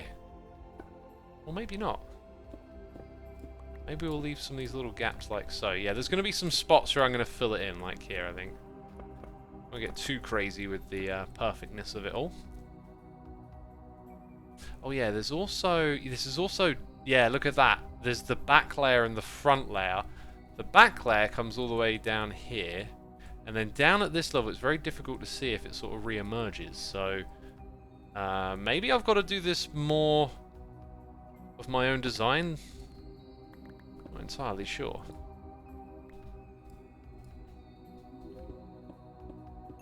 I've been collecting all the coal that we've been getting from that big dig and compacting it, and there's like absolutely tons of it. Bulldog4923, thank you for the prime. Appreciate it, my dude. Appreciate it. That makes me think of Bullfrog, right? Who remembers that old video game publisher? Dungeon Keeper is a game I've always really liked. Again, like the part of my mind that loves game design and like goes to different games and thinks about how they could be mixed together and stuff. I really think Dungeon Keeper has got such a cool set of game mechanics, like the environment. I mean, the theming and all that stuff is great, but I really enjoyed Dungeon Keeper. And if I'm to ever follow my aspirations for game design a little closer, that would be another concept I'd be interested in interacting with. Theme Hospital was pucker, says Lil Spagbowl. Pucker, mate. Proper pucker. Yeah, I liked Theme Hospital, but you know, I played it as a kid. I was really young when that came out. And then, like, Roller Coaster Tycoon absolutely knocked that one out of the park. Like, you know how some stuff is like, air quotes, spiritual successor? Roller Coaster Tycoon was so good compared to Theme Park. Like, when you first played Theme Park, it was like, wow, this is amazing. And then you had no idea it could go as far as Roller Coaster Tycoon did. But that just shows you how much of an amazing game Roller Coaster Tycoon was. So here's a bit where it's like, we got this split, right? And then you can see there's bones at this level. So if I start filling it in here and just see how it connects. And see where it goes a little bit, because we can knock out a fair bit more of what's above me than you might suspect. God Zed Reed, thank you for 4 months of support. Diggy Diggy Hole and Chamaz Kai, thank you for the Amazon Prime subscription. Appreciate you using that on me. Hope you're entertained, enjoying the stream.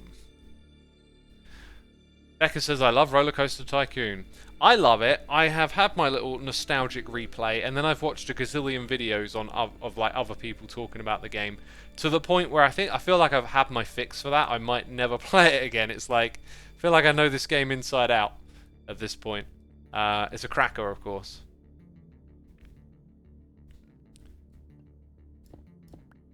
Yeah, there you go. Just got to start to reveal some of the constructs now.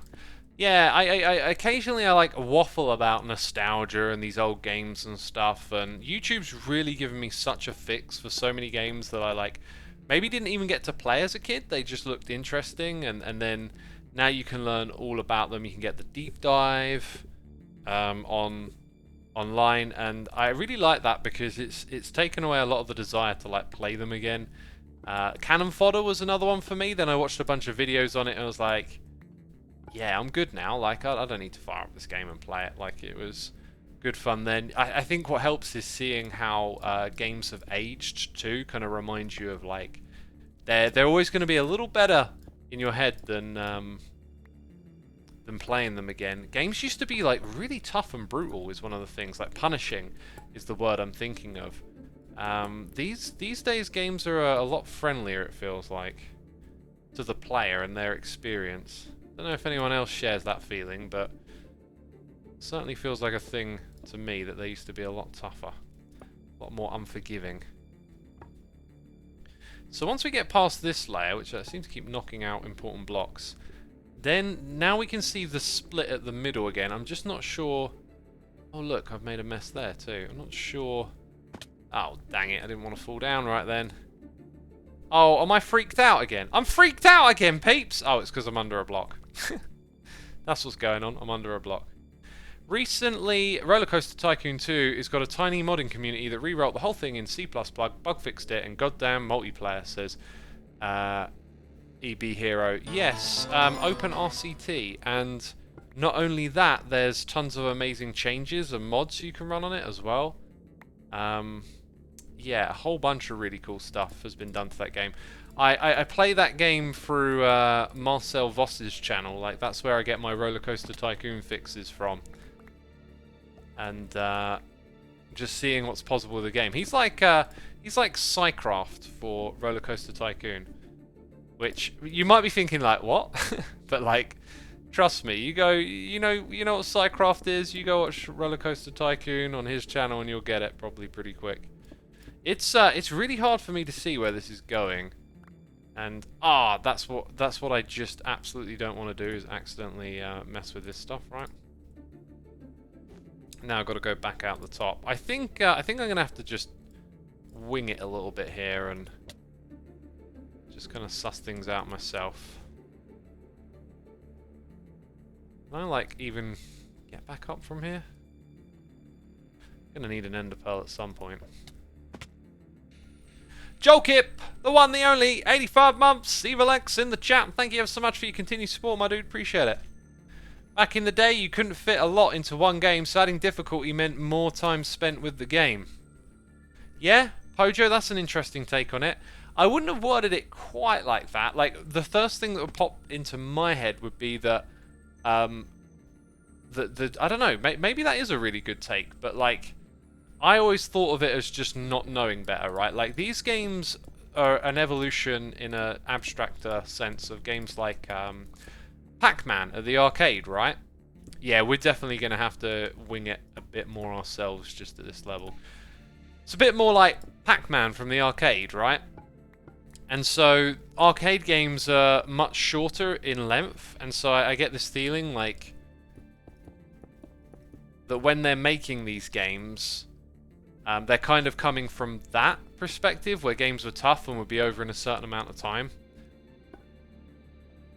So like, you're saying they're tough to keep you playing, but I was sort of thinking like the nature was just that what came before it had a smaller like life cycle. I guess they're sort of saying the same thing here, just in different ways. Right, as we get this low down, I need to go fix that other thing up, and guess what? I need to go to the loo again. Dang, my bladder. Okay, up there. I got some thoughts to share on that when I get back, actually. It's just something interesting about using the toilet. So I'm sure you're thrilled. I'm sure you're like, oh my god, he's going to talk about using the toilet. Peeps, hit that follow button if you're enjoying the stream. I will be right back.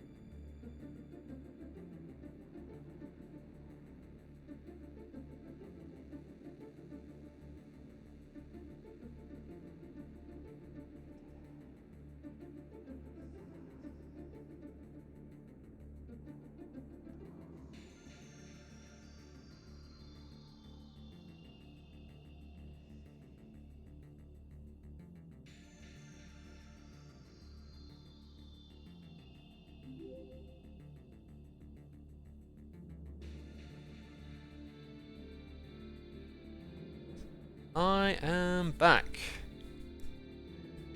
I am back. I need to make a note. I'm just going to make a note quickly.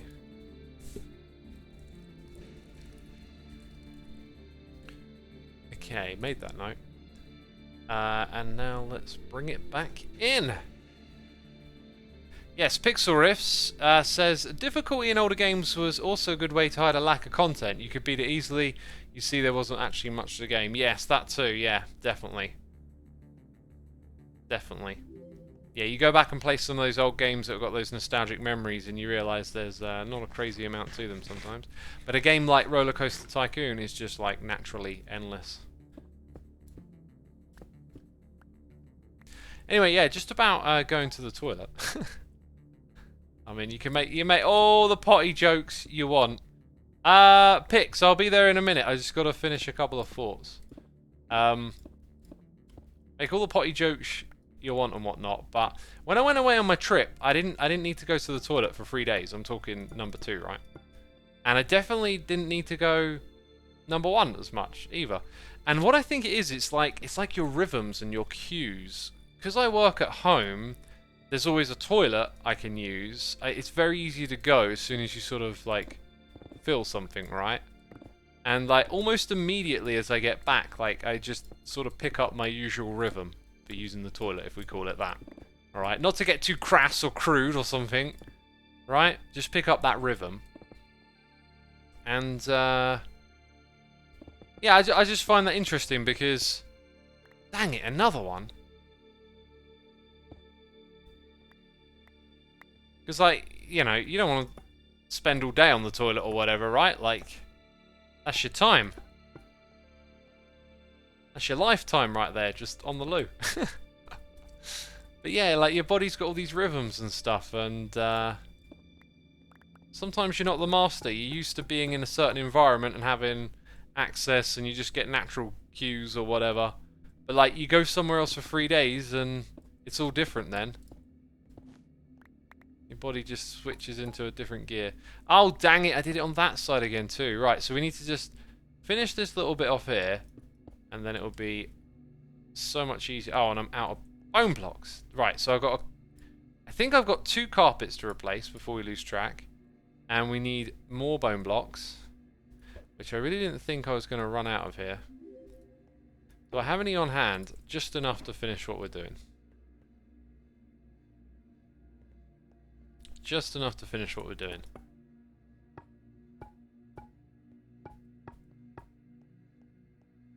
Is that's done? Okay, now the carpet, and then we'll go catch up with Pix.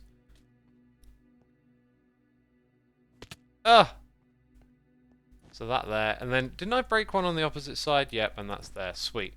Right, now we need to navigate down to the area below. This might actually be an alright way to get there, right?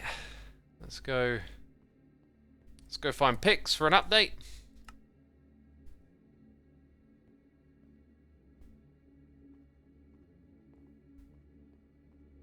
Ooh, look at that. Get a preview of the final product. Mm-hmm. Hello! It's going well. Hi, Hello. Pixel. So the honey blocks and slime blocks are all in place, except for the slime block fly machines. And I'm now putting in the observers that are going to detect when the copper blocks get input and when they age. Wow. And then that's going to be counted off by these 2 droppers right here. Once all of the counting items, the wooden shovels, are in the bottom dropper, that comparator switches on, thanks to the side input signal from that furnace keeping it locked for the rest of the time.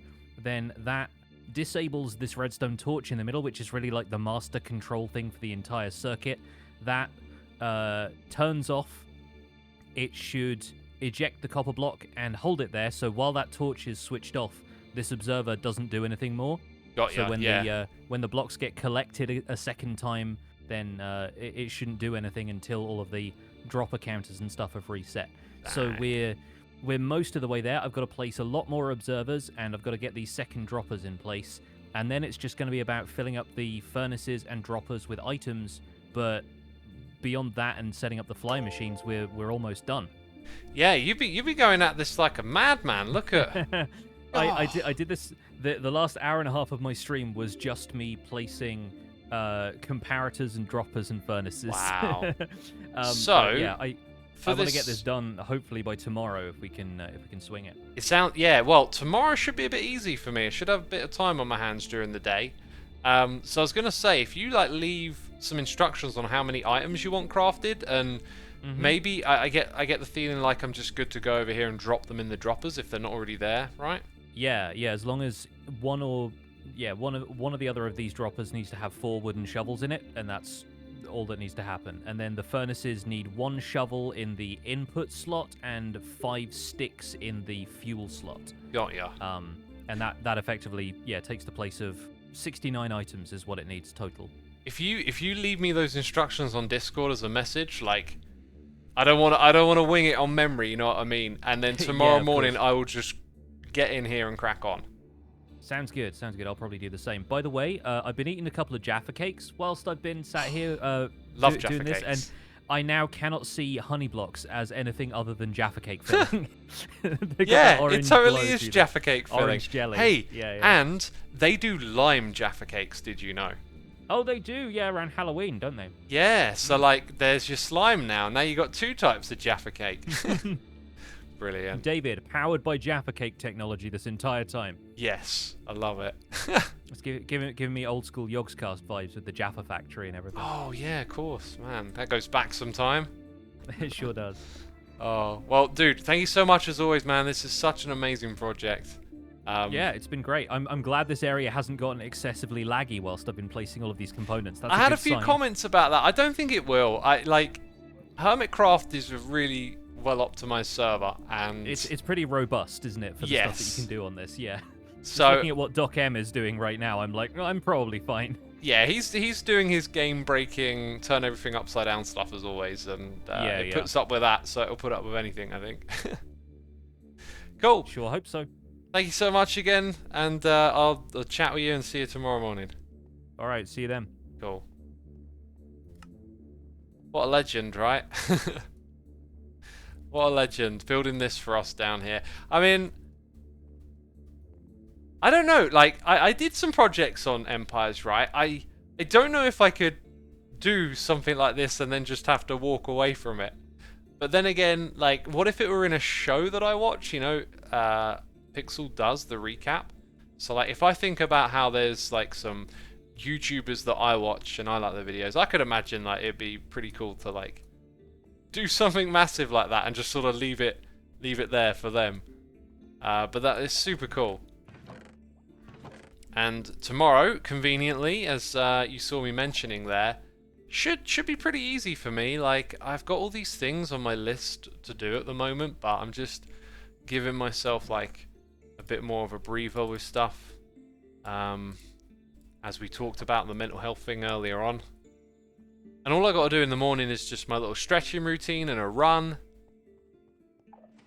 And maybe an afternoon workout if I have enough time.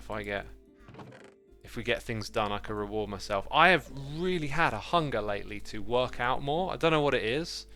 But y'all know I love my working out. I've had to retrain how I do things after I picked up some injuries, and having the sauna, having the sweat box has just been a miracle, really, in terms of how well you can recover with this stuff, right?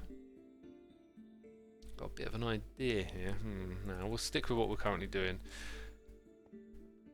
So I deliberately reduced my volume and like focused a lot on technique and sort of back to basics and trying to really pick out the exercises that feel like they hit the muscles properly and you can feel like the progress and all this kind of stuff. And now I don't know, I've been getting to this point where I like got a hunger to just work out more. And just wanting to do like more volume, more reps and stuff, but like taking it steady or whatever. But yeah, next year I'm definitely gonna do a bulking season. Maybe February or something. What type of injury did X have? I haven't heard this until the stream. I got an injury from playing playing too many games, actually. It was during the pandemic. Final Fantasy came out. Final Fantasy VII, the remaster. I was playing that on the treadmill every day for a couple of hours. And it gave me these RSI pains in my arms. And it hit me in one day. That was what was kind of the weird thing about it. Just one day it was like, oh, this isn't working, you know. I feel all these pains, and so I had to stop doing upper body training for a while. And I did this stupid thing of like, well, I'll just do double the volume on my legs. And literally one session of working out and my knees were just screaming at me. I say screaming, maybe I'm exaggerating a bit, but they were not good. And you don't do that. That's not how your body works, right? You can't just throw double at it all of a sudden. So, yeah, bad decisions were made. Speaking of bad decisions, am I doing this right? Okay, we're about to hit the level. Yeah, okay, so we'll go down to that level. I know what I'm doing. Yo, it was just a suggestion, says Official Crit. Oh, right, okay, so you're suggesting we should recruit someone. Just suggesting to recruit people isn't, like, a great conversation, for a streamer. Just imagine it. Put yourself in my shoes. You should invite so and so to your thing. You don't want to feel like you're put in a position where you're like, no, or like either way, even saying yes, like it's just awkward. It's just not the place for it, right? Like I can't make those decisions for the group of Hermitcraft. And those decisions are not things that should be done publicly, I don't think. A game of inviting and not is sort of a social game of winners and losers that, like, there are some of them out there that do that kind of thing, right? Create a social environment. Someone's going to win, someone's going to lose. If you join this group, join that group. Just doesn't have any of the values that I or Hermitcraft really espouses to. That's not how we treat other people and deal with them, right? And so, you know, it's just not really the place to have that kind of conversation. It's not the right conversation to have in public. Essentially.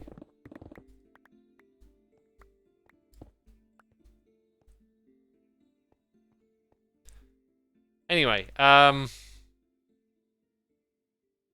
some reason, athletes use them to heal injuries, says Sky.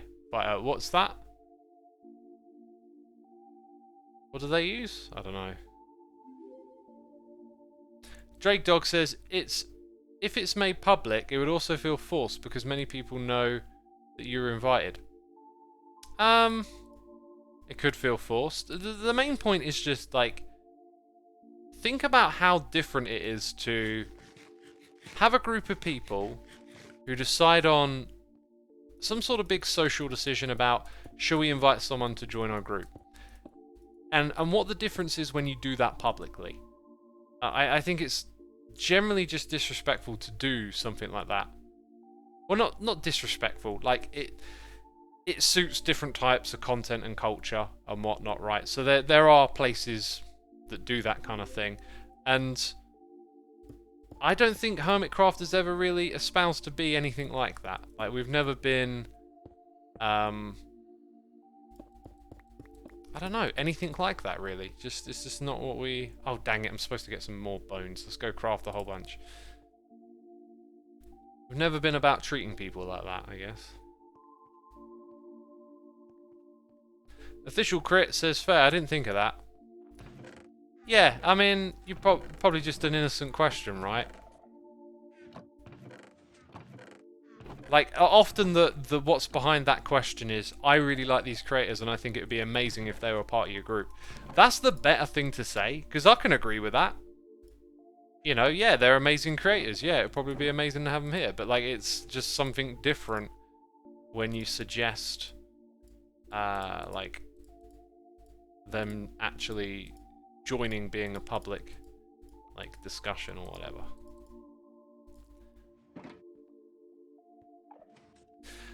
Corwin says, I appreciate this discussion. I've always been interested in how the hermits get brought on board. You know, it's done between us as a group, right? It's just a series of discussions that will naturally occur. And we'll figure it out amongst ourselves, and then there'll be a group consensus, and then it will happen. We'll ask someone to join or not, right? And that's a really good way of doing things, in my opinion, is to gather consensus among groups.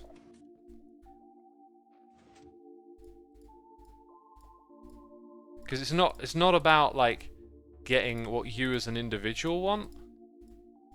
Like, to have a cohesive, functional group of people that get to share something like what we all do together, you really need to be able to, like, make decisions that are for everyone. And often that involves just everyone being able to voice an opinion. Because, like, I'm happy for us to do something that I don't necessarily agree with, and I get my moment to express what I feel about this thing or that thing, and, you know, and then move on to the next bit, right? Like, not having your way is not the biggest deal ever, right? In fact, a little lesson for you in life, one that I'm constantly trying to teach myself, is like, expectation and disappointment. So often you build up tiny little expectations of other people, or you almost anticipate something's going to go this way or that way. And when you do that, I don't know, like you can encounter this disappointment where like, oh, I thought you were going to do this or whatever, and it's like, well, no, they're their own person with their own ideas. Just set yourself up for disappointment. Maybe it's just something I do, but like when I look at so many things through that lens, I then realise just how much like you project your own kind of emotional wants and needs onto other people.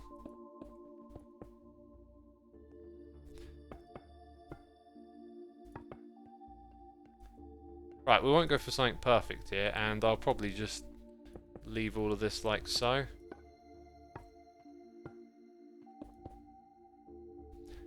Let's go.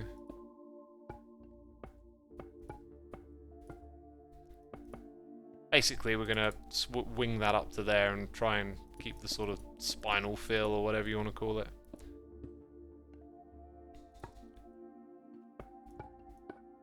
Another thing I think about is, can the game handle all the players in the world, and each as they play? I bet like the create mod would not do great with 20 players, says Terra Wolfie. We can do it. We know how to do it. We've been like the Hermitcraft server has got a great team of admins, and we've got like a fair bit of knowledge on how to get things done these days, so I reckon it wouldn't be too difficult.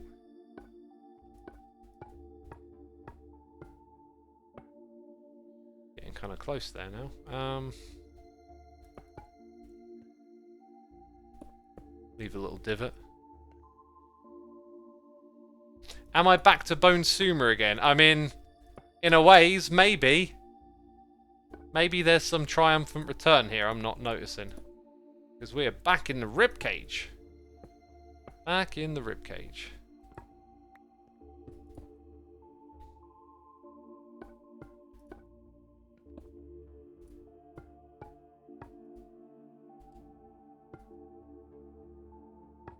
It's getting real close.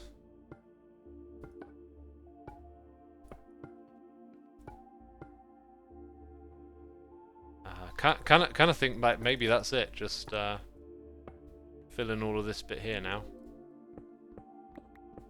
and maybe just take out like those two. Yeah.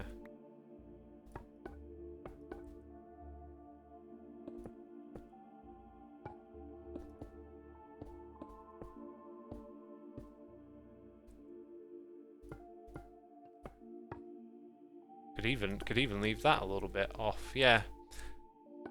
We'll do that. So we've added in our own little shape. Pretty cool. Brings it down to there. Now we need to put some torches around so that stuff don't spawn on it, and we can see what we're doing. And it just needs to come down to this level where it does then hit like a flat on the floor. Not entirely sure how to line this up really. But there'll be some sort of entrance into this spot.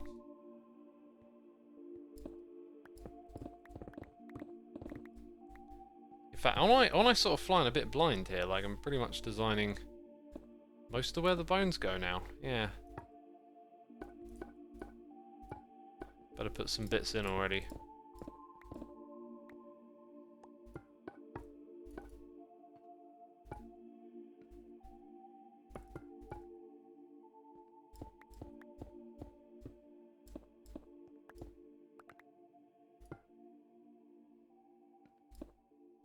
Then over here, yeah, we need to put in our own ones again.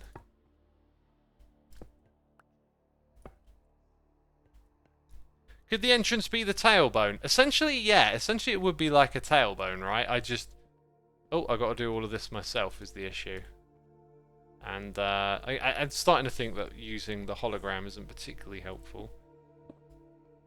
Then again, it's going to be a part of... yeah, it's like a part of this bit here, right?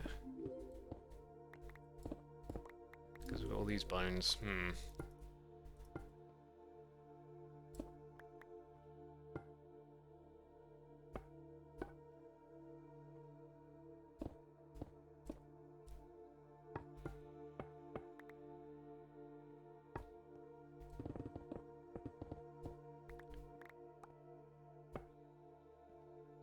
Alright, I'll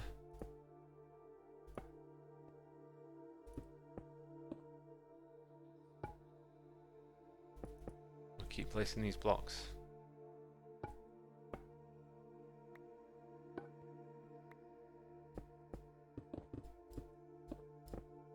Right, chat, what do y'all want to talk about? Give me some topics. I got talking in me, I just, I don't know, we talked about so many things. Where do we go next? Where do we go from here?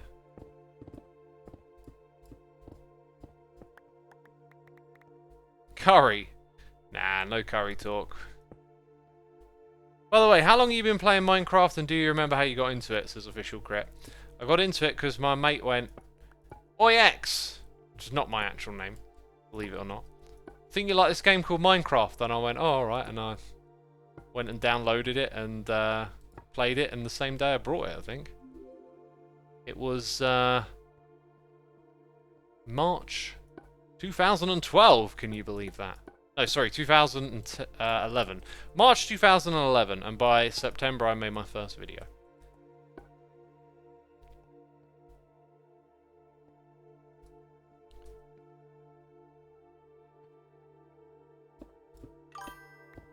Hey, we got a noise in the air, it is I Dunk Biscuits here for 3 months!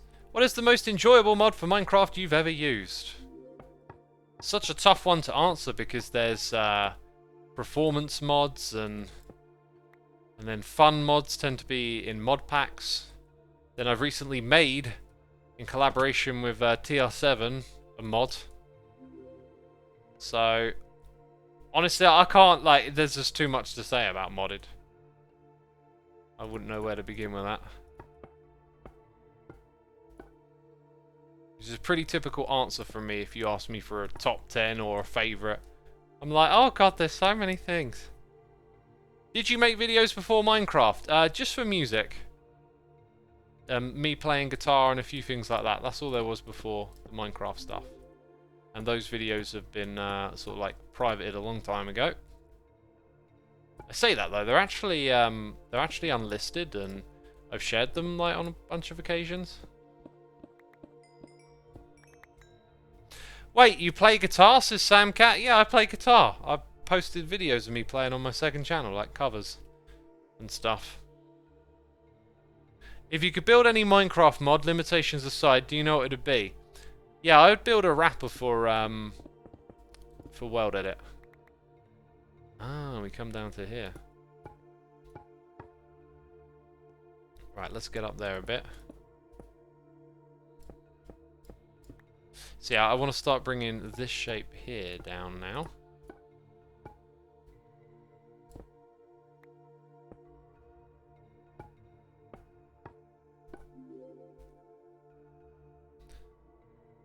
I haven't watched some Hermitcraft since Season 8. What has happened since then? Did Tango ever do another Decked Out? He's building Decked Out at the moment. Decked Out 2.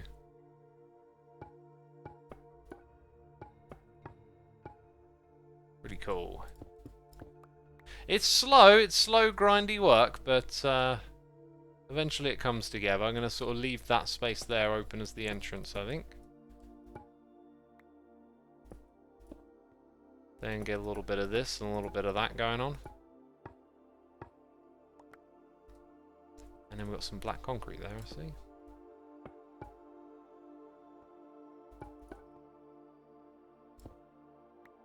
Actually, that bit is now down sort of below the floor level that I've designated for us.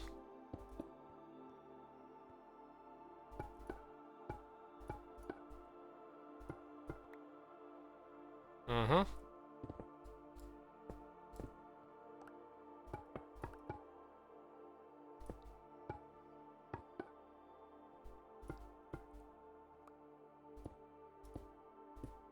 All right. Yeah, I think that's gonna do it for now.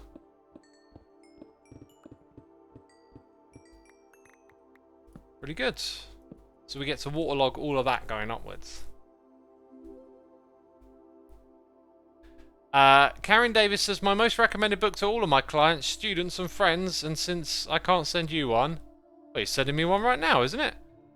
is a small ditty of a book called The Four Agreements by Don Miguel Ruiz. Read it once, you'll be inspired. Read it twice to really get what it says. Third time it sinks in and you'll want to pass it on. Sure, I'll give it a try. X, have you taken any speaking classes or done voice lessons, and what type of microphone do you use? I use an old Logitech headset, and I have not done either of those other things you mentioned. Had to learn the hard way, by doing. By being.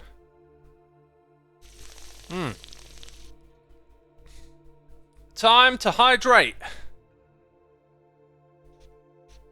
I feel like guzzling quite a bit of this. Unka says, thanks for the chill stream, X. Thank you for tuning in, my dude. Appreciate it.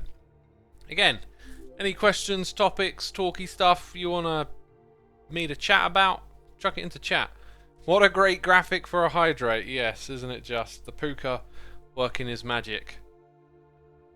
Eagerly Joey says, what's up, X? Hope your day is going well. It's going alright. It's going alright.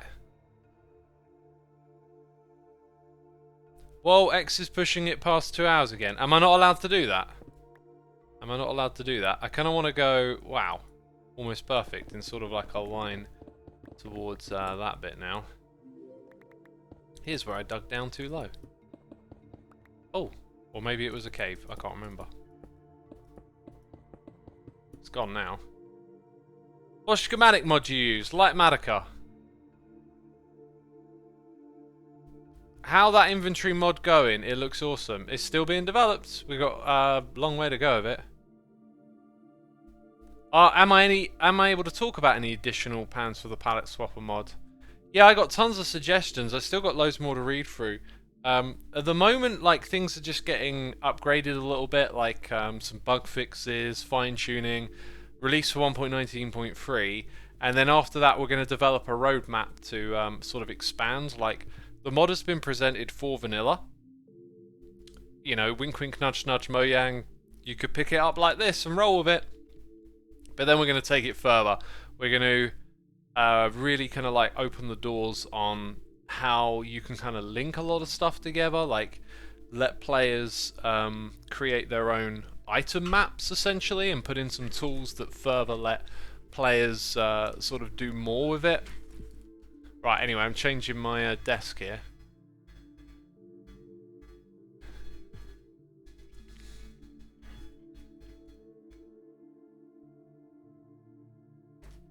There we go.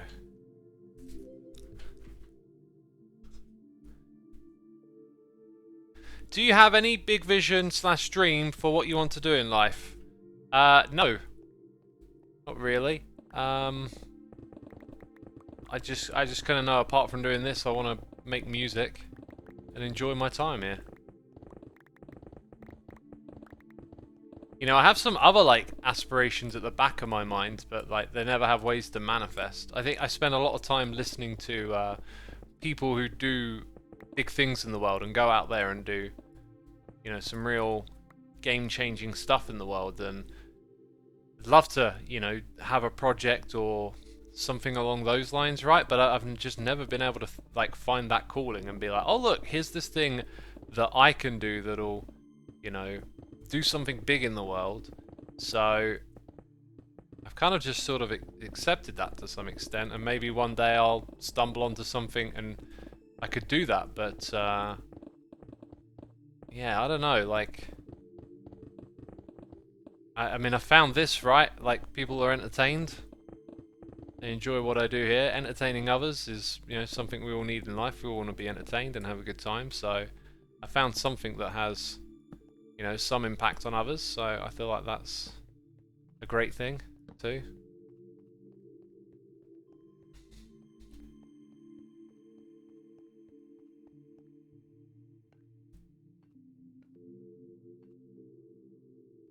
Have you ever considered trying a real-life handwork, like wood or some sorts, gardening, dad stuff, basically? No, because I have dyspraxia, and whenever I have to do that stuff, it's incredibly infuriating. So, like, handy skills stuff, not really my thing. just generally ends up being painful.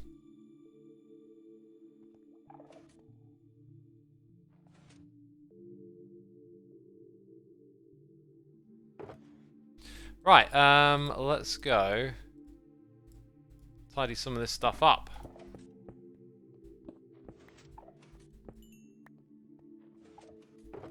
So we got these things over here. Then I got a bones chest for all of those blocks. All of a sudden we're looking super clean again.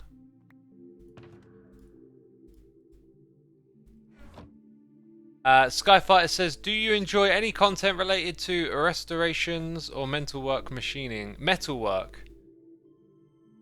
No, not really. Again, it's like very handy stuff. I don't know, like, a lot of those things are like interesting for a moment, but then they kind of go. Like, you know, maybe sometimes like you suss out what you're about. Like, for me, it's always music. It's just the most identifiable thing that I could do. And want to do, and do on occasion, and could do more of. It's never been like, you know, I can appreciate some good carpentry, and you know, sometimes you see little projects of that nature, and it's fascinating, and you're curious, but it's never a thing I've gotten into. But like making music, messing around with plugins, making sounds, coming up with melodies on a keyboard or a guitar, just could do that forever. Jimmy says, have you ever experienced ghostly things? Oh yeah, but like, not in a way that makes me think ghosts are real or anything like that. I don't know, what's the thing that, like, extraordinary claims require extraordinary evidence? When it comes to stuff like ghosts, I mean, there's a lot of things around us in the world that we just sort of take for granted that are there, that are actually, you know, quite ghostly and crazy if you compare it to, like, times ago. So, like, imagine going back 300 years and showing someone your phone and taking a picture of them. Like, you would be voodoo magic magician, man. You might get burned at the stake for it, you know? So there doesn't seem to be a replicable science around the idea of ghosts. It all seems to be woo and notions and all of these, like, intangible things. So, like, why do we have a world with like a layer of something intangible next to all of these things that we kind of accept or like use, let's say? Like, we all appreciate the magic of computing and electromagneticity, electricity, all those little sciencey things going on all around us everywhere. Like, we accept them, and yet somehow this idea of ghosts can sort of persist over the years. This layer of woo, these untangible rules that, like, some people can supposedly interpret or believe in.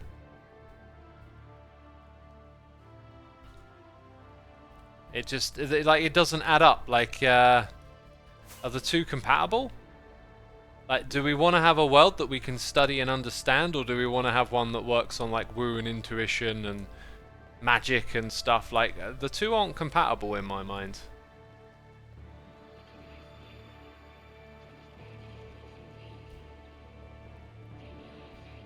Romeo Zulu says, I think a lot of it is folks wanting to find higher order in the world because it's comforting. Maybe it's something like that, or maybe it's just fun and alluring. Who knows? Yikes.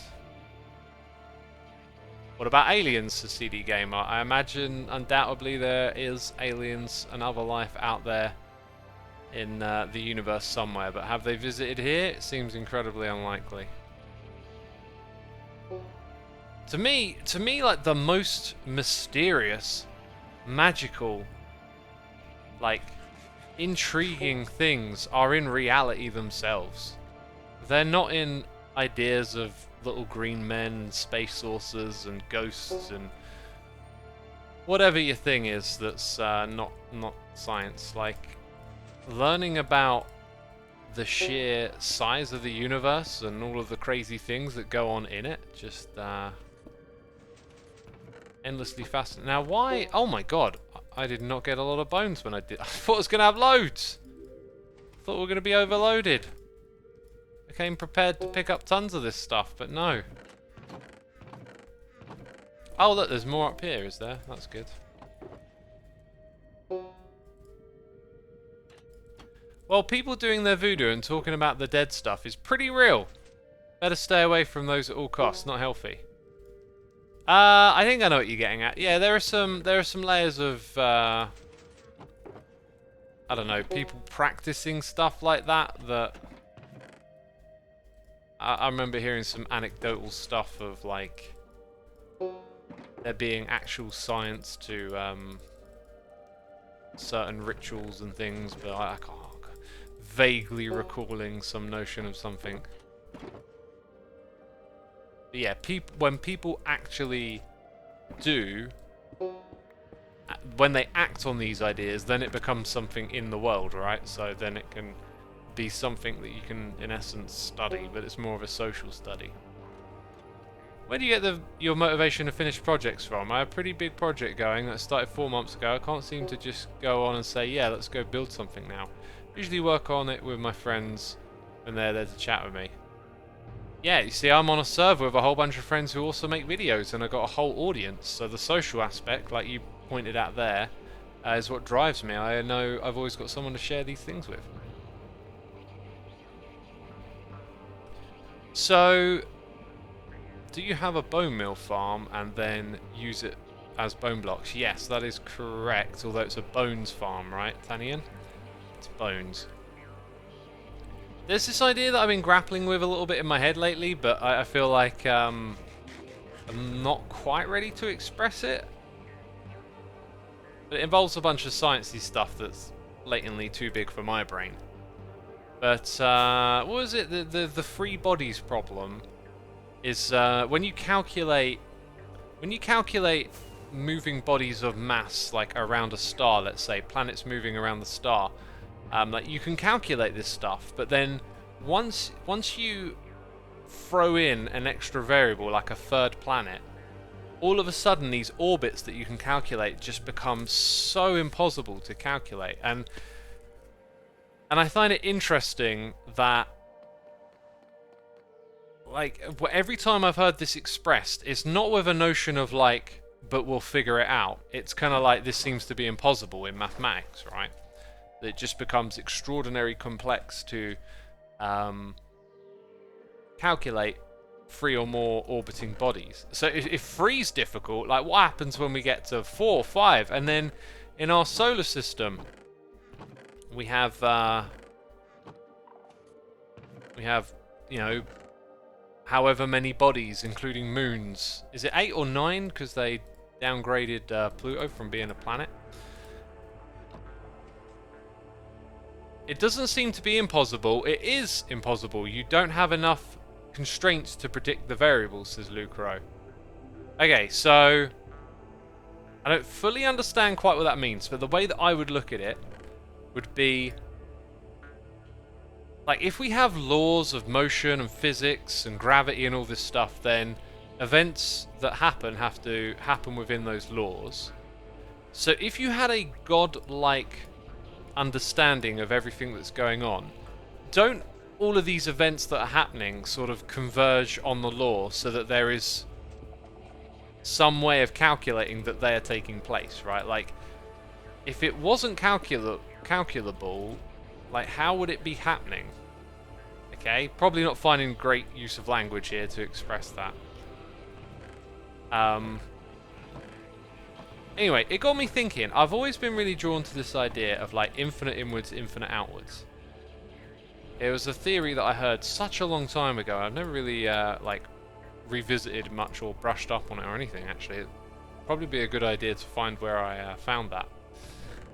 But I was thinking about how in quantum mechanics you have this element of what's often described as random, but is better described as predictability, which is like that you make a measurement and that measurement interacts with the thing, and then you have a probability of where it will, like where your answer will be, where this thing will be. You got the split thing. See, I'm so bad at remembering everything, but you know, the split experiment.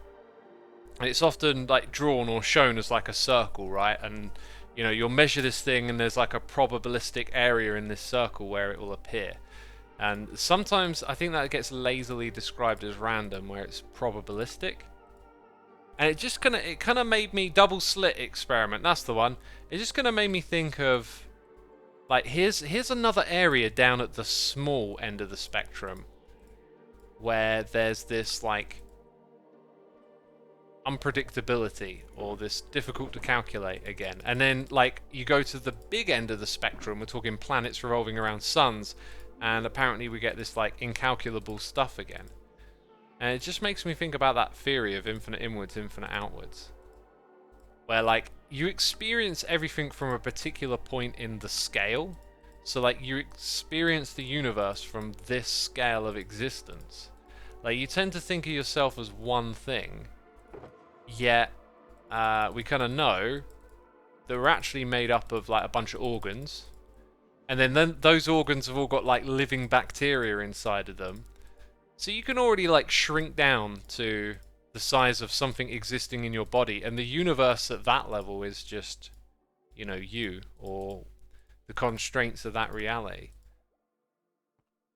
And so, you know, you'll look at the planet and you'll have this like idea of what the planet is and what we are on this Earth. But all of those ideas can be almost like infinitesimal if you think about Earth on its own scale, like its own existence. Imagine your life from the start to the end. It's just this absolute sliver of a sliver compared to like the start and the end of our planet, if it has one. So imagine you're like experiencing reality from the perspective of the planet. Like all of a sudden, all of these things that seem so relevant just become so distant. And so like just on a different, like, you know, completely unimportant. Like in the way that like the spin of a quark is just mean in your day-to-day life just means nothing to you. So like in the life of Earth, like we're just potentially this momentary rash that like covers the surface and then disappears. You know, if you see like mountains, if you live near some mountains, like the mountains move. They're moving all the time. But like the rate at which we experience reality just means they seem like they're still, but they're not. And then if you're the planet, they're like constantly moving all over the place. So yeah, it really gets me thinking about this like sense of scale and like where you're experiencing everything from, and like maybe the limitations of our understanding of maths means we can't solve this free bodies problem. But then it reminded me of the quark thing. Like that's a problem at that scale, and then there's a similar one down at this small scale. And like, what happens when we like zoom in on the quark, and then there's the spin, and then like how much further do you have to keep going in? Because maybe when you like step outside of the galaxy, or the entire universe, what if that's just like one point on the next thing? That's just like one small detail, that whole universe, and everything, like all these different interactions happening inside of it are just sort of inconsequential as a result. Those were my thoughts as of late.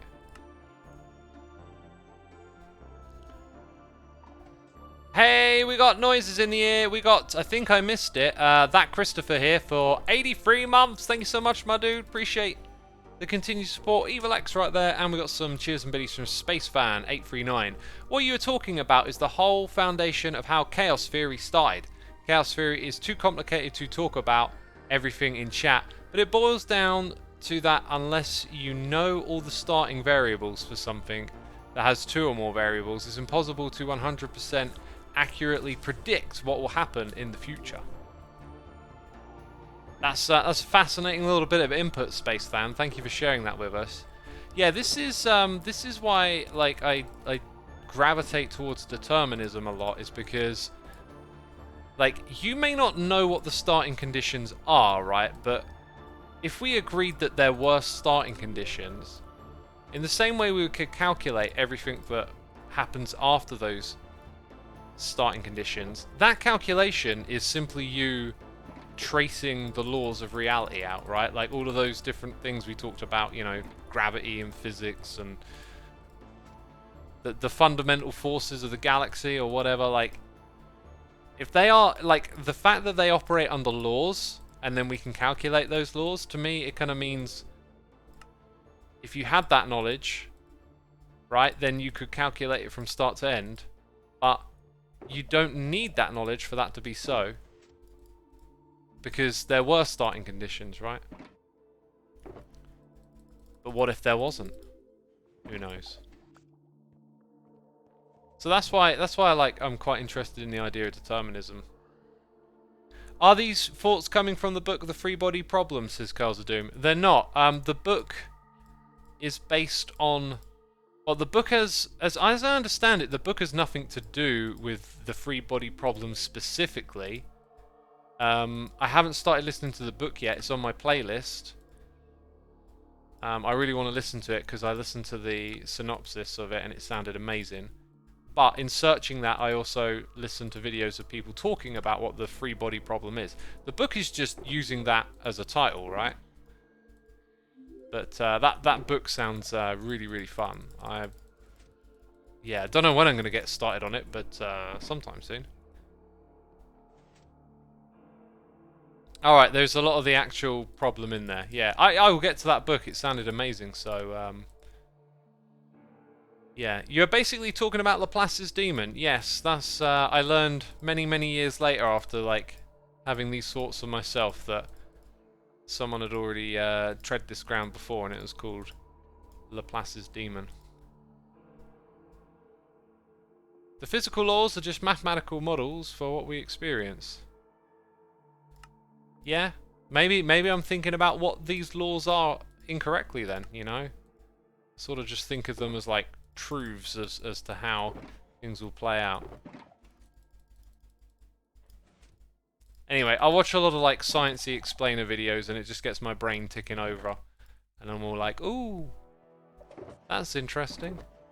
And then I have my own silly little thoughts on it. I think I'm not going to craft all this stuff. I think it would be good to hold back some bones.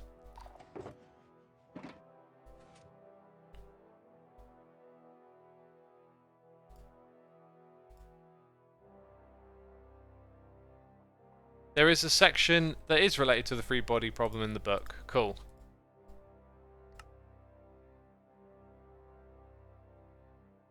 Oh, apparently there's a trilogy of books, and the first one's really good, but the second one's not so much. When I was a child, I thought the whole universe was in a giant aquarium, and a giant arranged all the planets and galaxies. That's kind of an amazing bit of imagination right there. I like it. Do you have a favourite space movie of all time? I'm so bad at answering these questions. I guess, like, I think I don't interact with things that way. Maybe when it comes to music, I'm much better at, like, putting things in a list. But, like, immediately I'm just like, I've enjoyed so many movies about space. And the ones that come to mind first aren't necessarily, like... If you sat me down and made me think about it and research, I'll probably start to go, oh yeah, that one, this one. Like, I really enjoyed Interstellar. I don't know if it was, you know, one of the best space movies I'd seen, but it certainly left an impression.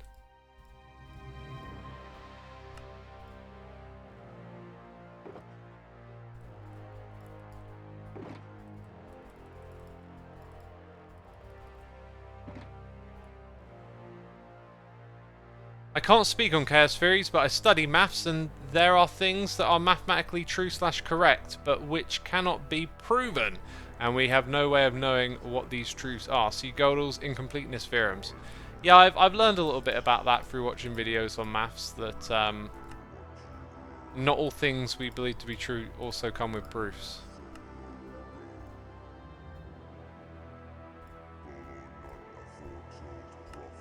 I love this bit of the song. crazy deep voice. I am the warden of these realms.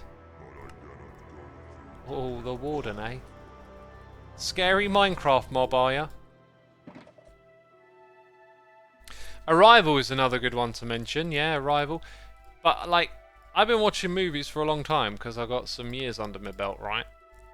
And there have been some really great ones that have come along. But there are also great ones before it. It's just a natural thing. You know, new people come into the world, they start to absorb culture and learn about things, and then the big movies of yesteryear sort of wear away. Like, I really remember the Stanley Kubrick movie, Space Odyssey, just being like an amazing movie taking place in space. But I reckon, like, young people today, if you've seen Arrival and Interstellar, you'll probably watch it and, like, it'll be a bit like, you know, what's the big deal? And it's just like that, you know? It's just like that. Things keep moving forward, the old stuff does, in a way, get kind of forgotten with time, right? Like, think of what the conversation would have been about the biggest movies of all time in a different decade. Like, in the 90s, the biggest movies of all time, yeah, there was some from the 90s, but they'd be talking about the 80s and the 70s, and then, so today, now we're in the 20s, right? Like, we talk about movies from the last 2 decades, way more than stuff from the 80s coming up. It's like a generational thing. Culture kind of, like, disappearing.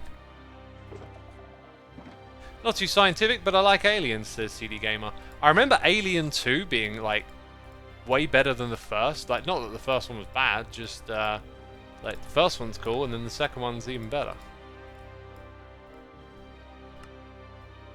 That movie's inspired a lot of other movies.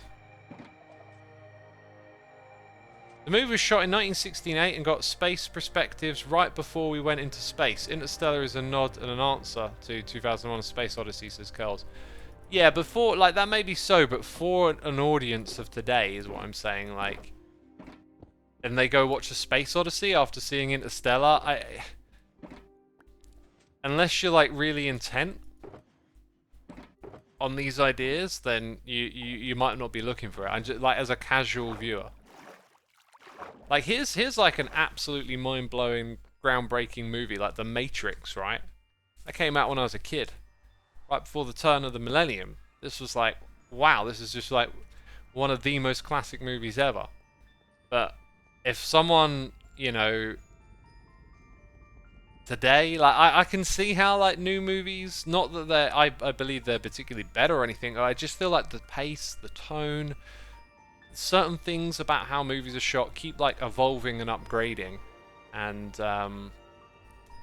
as a result, like, you know what you like what you know, and some of the older stuff gets further and further away. Like, we all know there's probably no fanatics here of, like, movies from the 1920s and 30s, even though they existed back then, right? Like, it just gets left in the past.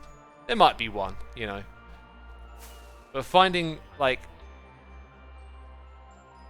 because the thing is, like, if you go back to the 40s and the 50s, then there were probably a lot of movies from the 90s, the 20s and the 30s that were held in high regard and remembered and rewatched, right?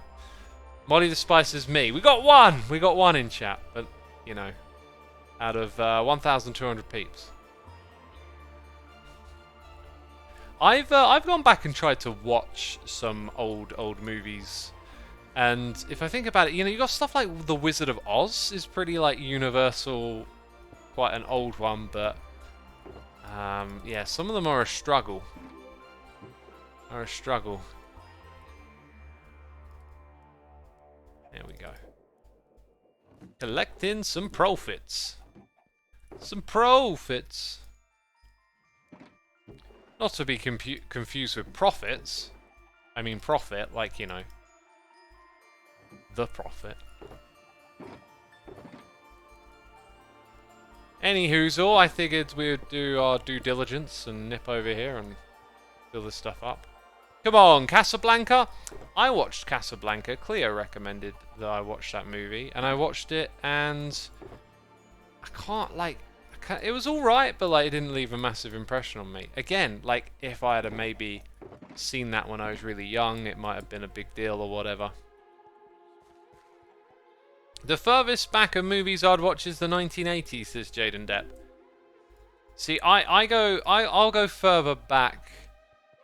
I'd say, actually, for me, the 80s is probably like the cut-off point for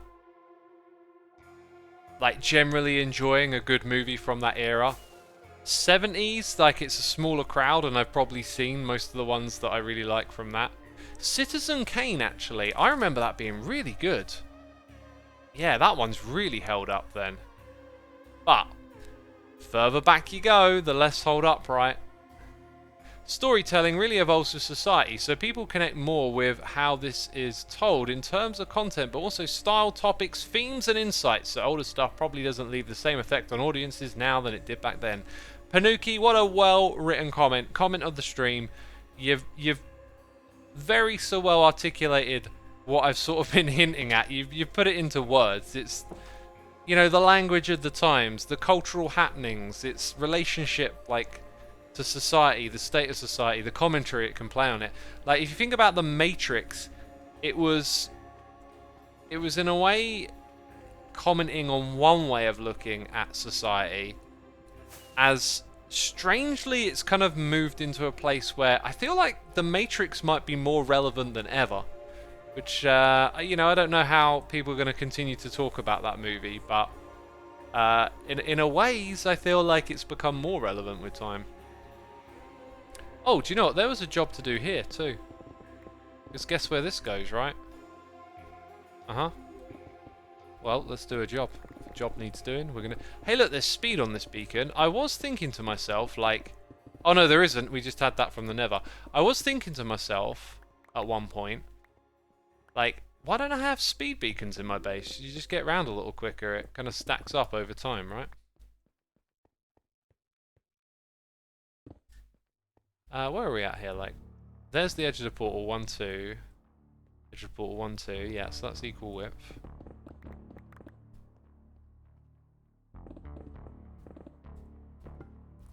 Yeah, so we'll open this little spot up here, and this will be another little entrance, jump-off point, whatever you want to call it, right? I think we'll go for 3 high on this one.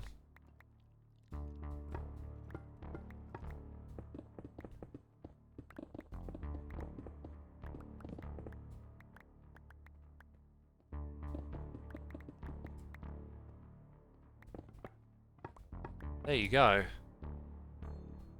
Let's get some of those torches back in.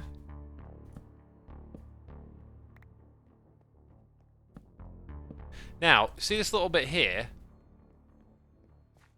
I don't think I'm going to keep this, so let's go rip it out. Oh no, it's dark in here. Just throw that there for a moment. Yes, all of this can come away.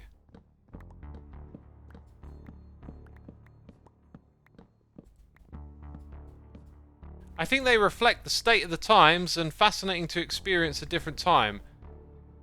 All Toy need to do is suspend disbelief and you can find yourself enjoying them more. Molly, I couldn't agree more. One thing I really think would help too is like having like watching it with someone who's into it. You know? I think sometimes things that are just out of your access are more enjoyable when you share them with someone, or you know, they're sharing it with you. There's a lot of movies, I can think of one immediately, White Chicks, that are like funny, but like you enjoy them way much more when you watch them with friends. Because like me and my friends used to watch that movie a lot and crack up at it back in the day. And then you know, at one point or other I was like, oh, I missed those memories and stuff. Like, pulled it out and watched it and I was like, this is like not quite as good as I remember, and it's just like you miss watching it with your friends basically. Damn terrible stuff, says IYI. If you've seen the movie, it's not a great. It's like not a great movie. It's just a crazy, wacky, weird comedy, basically, and it's much more fun with friends when you're sort of half watching, half taking the mick, cracking jokes, that kind of thing, right? Picking up on the little funny quirks. What is this right here? Brown terracotta, I think. Where do you think we go when we die? I think we wander around on the Earth, says Tanian. Well, I'm happy with not knowing. I couldn't give you an answer, and I'm fine with not knowing. My gut feeling is that it feels like it's likely that there will be nothing after, but the nature of consciousness itself is mysterious to us. We do not have all the answers. We've barely scratched the surface on the consciousness question. In terms of like having a deep understanding, or no, why is there like one black concrete missing over there? So to assert any kind of confirmation or knowledge, or I've got the answer, that would just be absurd. But I don't think you can rule out that there might be more to consciousness when this body expires.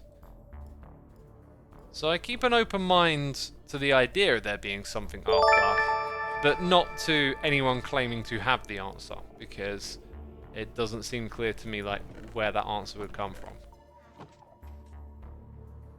Space Fan here with the cheers and the biddies, saying, I remember seeing a movie about a submarine during World War II that is trying to get back to friendly controlled waters, and at some point they are in a friendly naval base in enemy waters and they need to repaint the sub. Due to a paint shortage, they have to mix red and white together to have a sufficient amount of paint. The paint came out as hot pink. I don't think I've seen that movie. At first, when you said submarine, I was thinking of Das Boot. And then another submarine, there was one in the 90s. There were a couple in the 90s now I think about it. Like with Morgan Freeman in one and... just a few of those. I think Sean Connery was in one as well. They got these names that, like, when you hear it, you're like, oh, it's that movie. Someone in chat will tell me what it is. But thank you. Apparently, it might be Operation Petticoat, according to Steve's. Thank you, Space Fan. I appreciate those cheers and biddies. I've sort of half lost No, it's come back to me. We need brown terracotta, and we're going to fix a little something I spotted in the wall over here. The Hunt for Red October, that's one of them, yep. That's the Sean Connery one. Wait a minute. That's actually like one... Oh god, this is so bad when you... See what I mean? Where is it?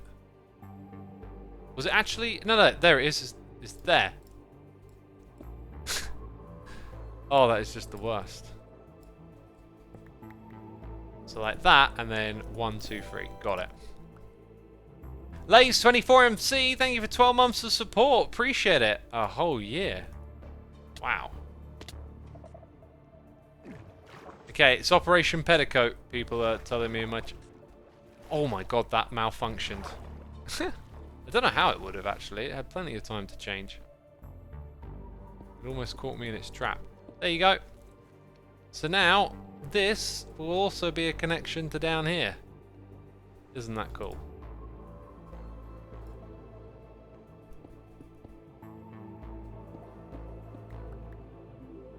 We all live in a yellow submarine. Great song.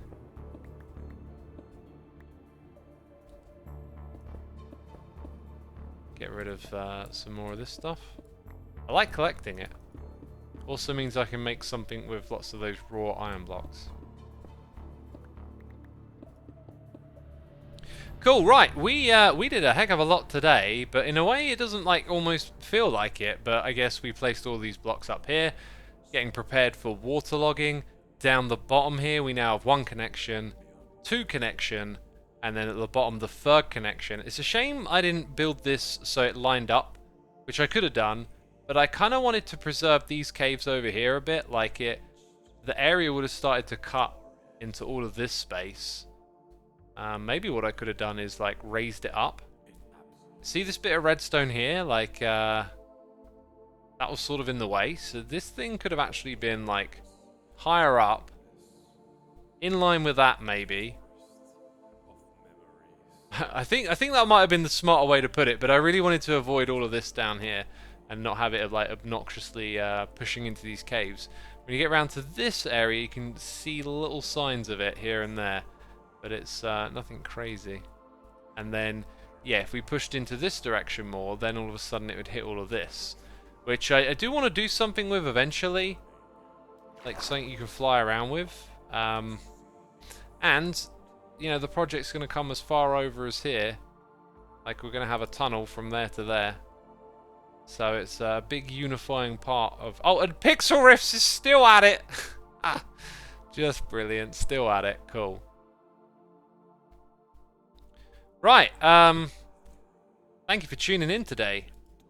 Big thanks to everyone who subscribed, resubscribed, donated and cheered. Thank you for all the cheers and biddies. Thank you to the mods, the patrons, the people gifting the subs. Y'all are appreciated. And I will go find a target. A victim to raid. Is False or Ren or Hypno streaming right now on the server? Oh, none of them are. Let's see what they're up to then. I just refreshed that. I thought I might do a Wriggly raid. Let's go raid our good buddy Rendog today. Sending you over there for some Create mod, which I'll be streaming tomorrow, so be sure to come back for that. Anyway, take care everyone. Ciao for now. Bye bye.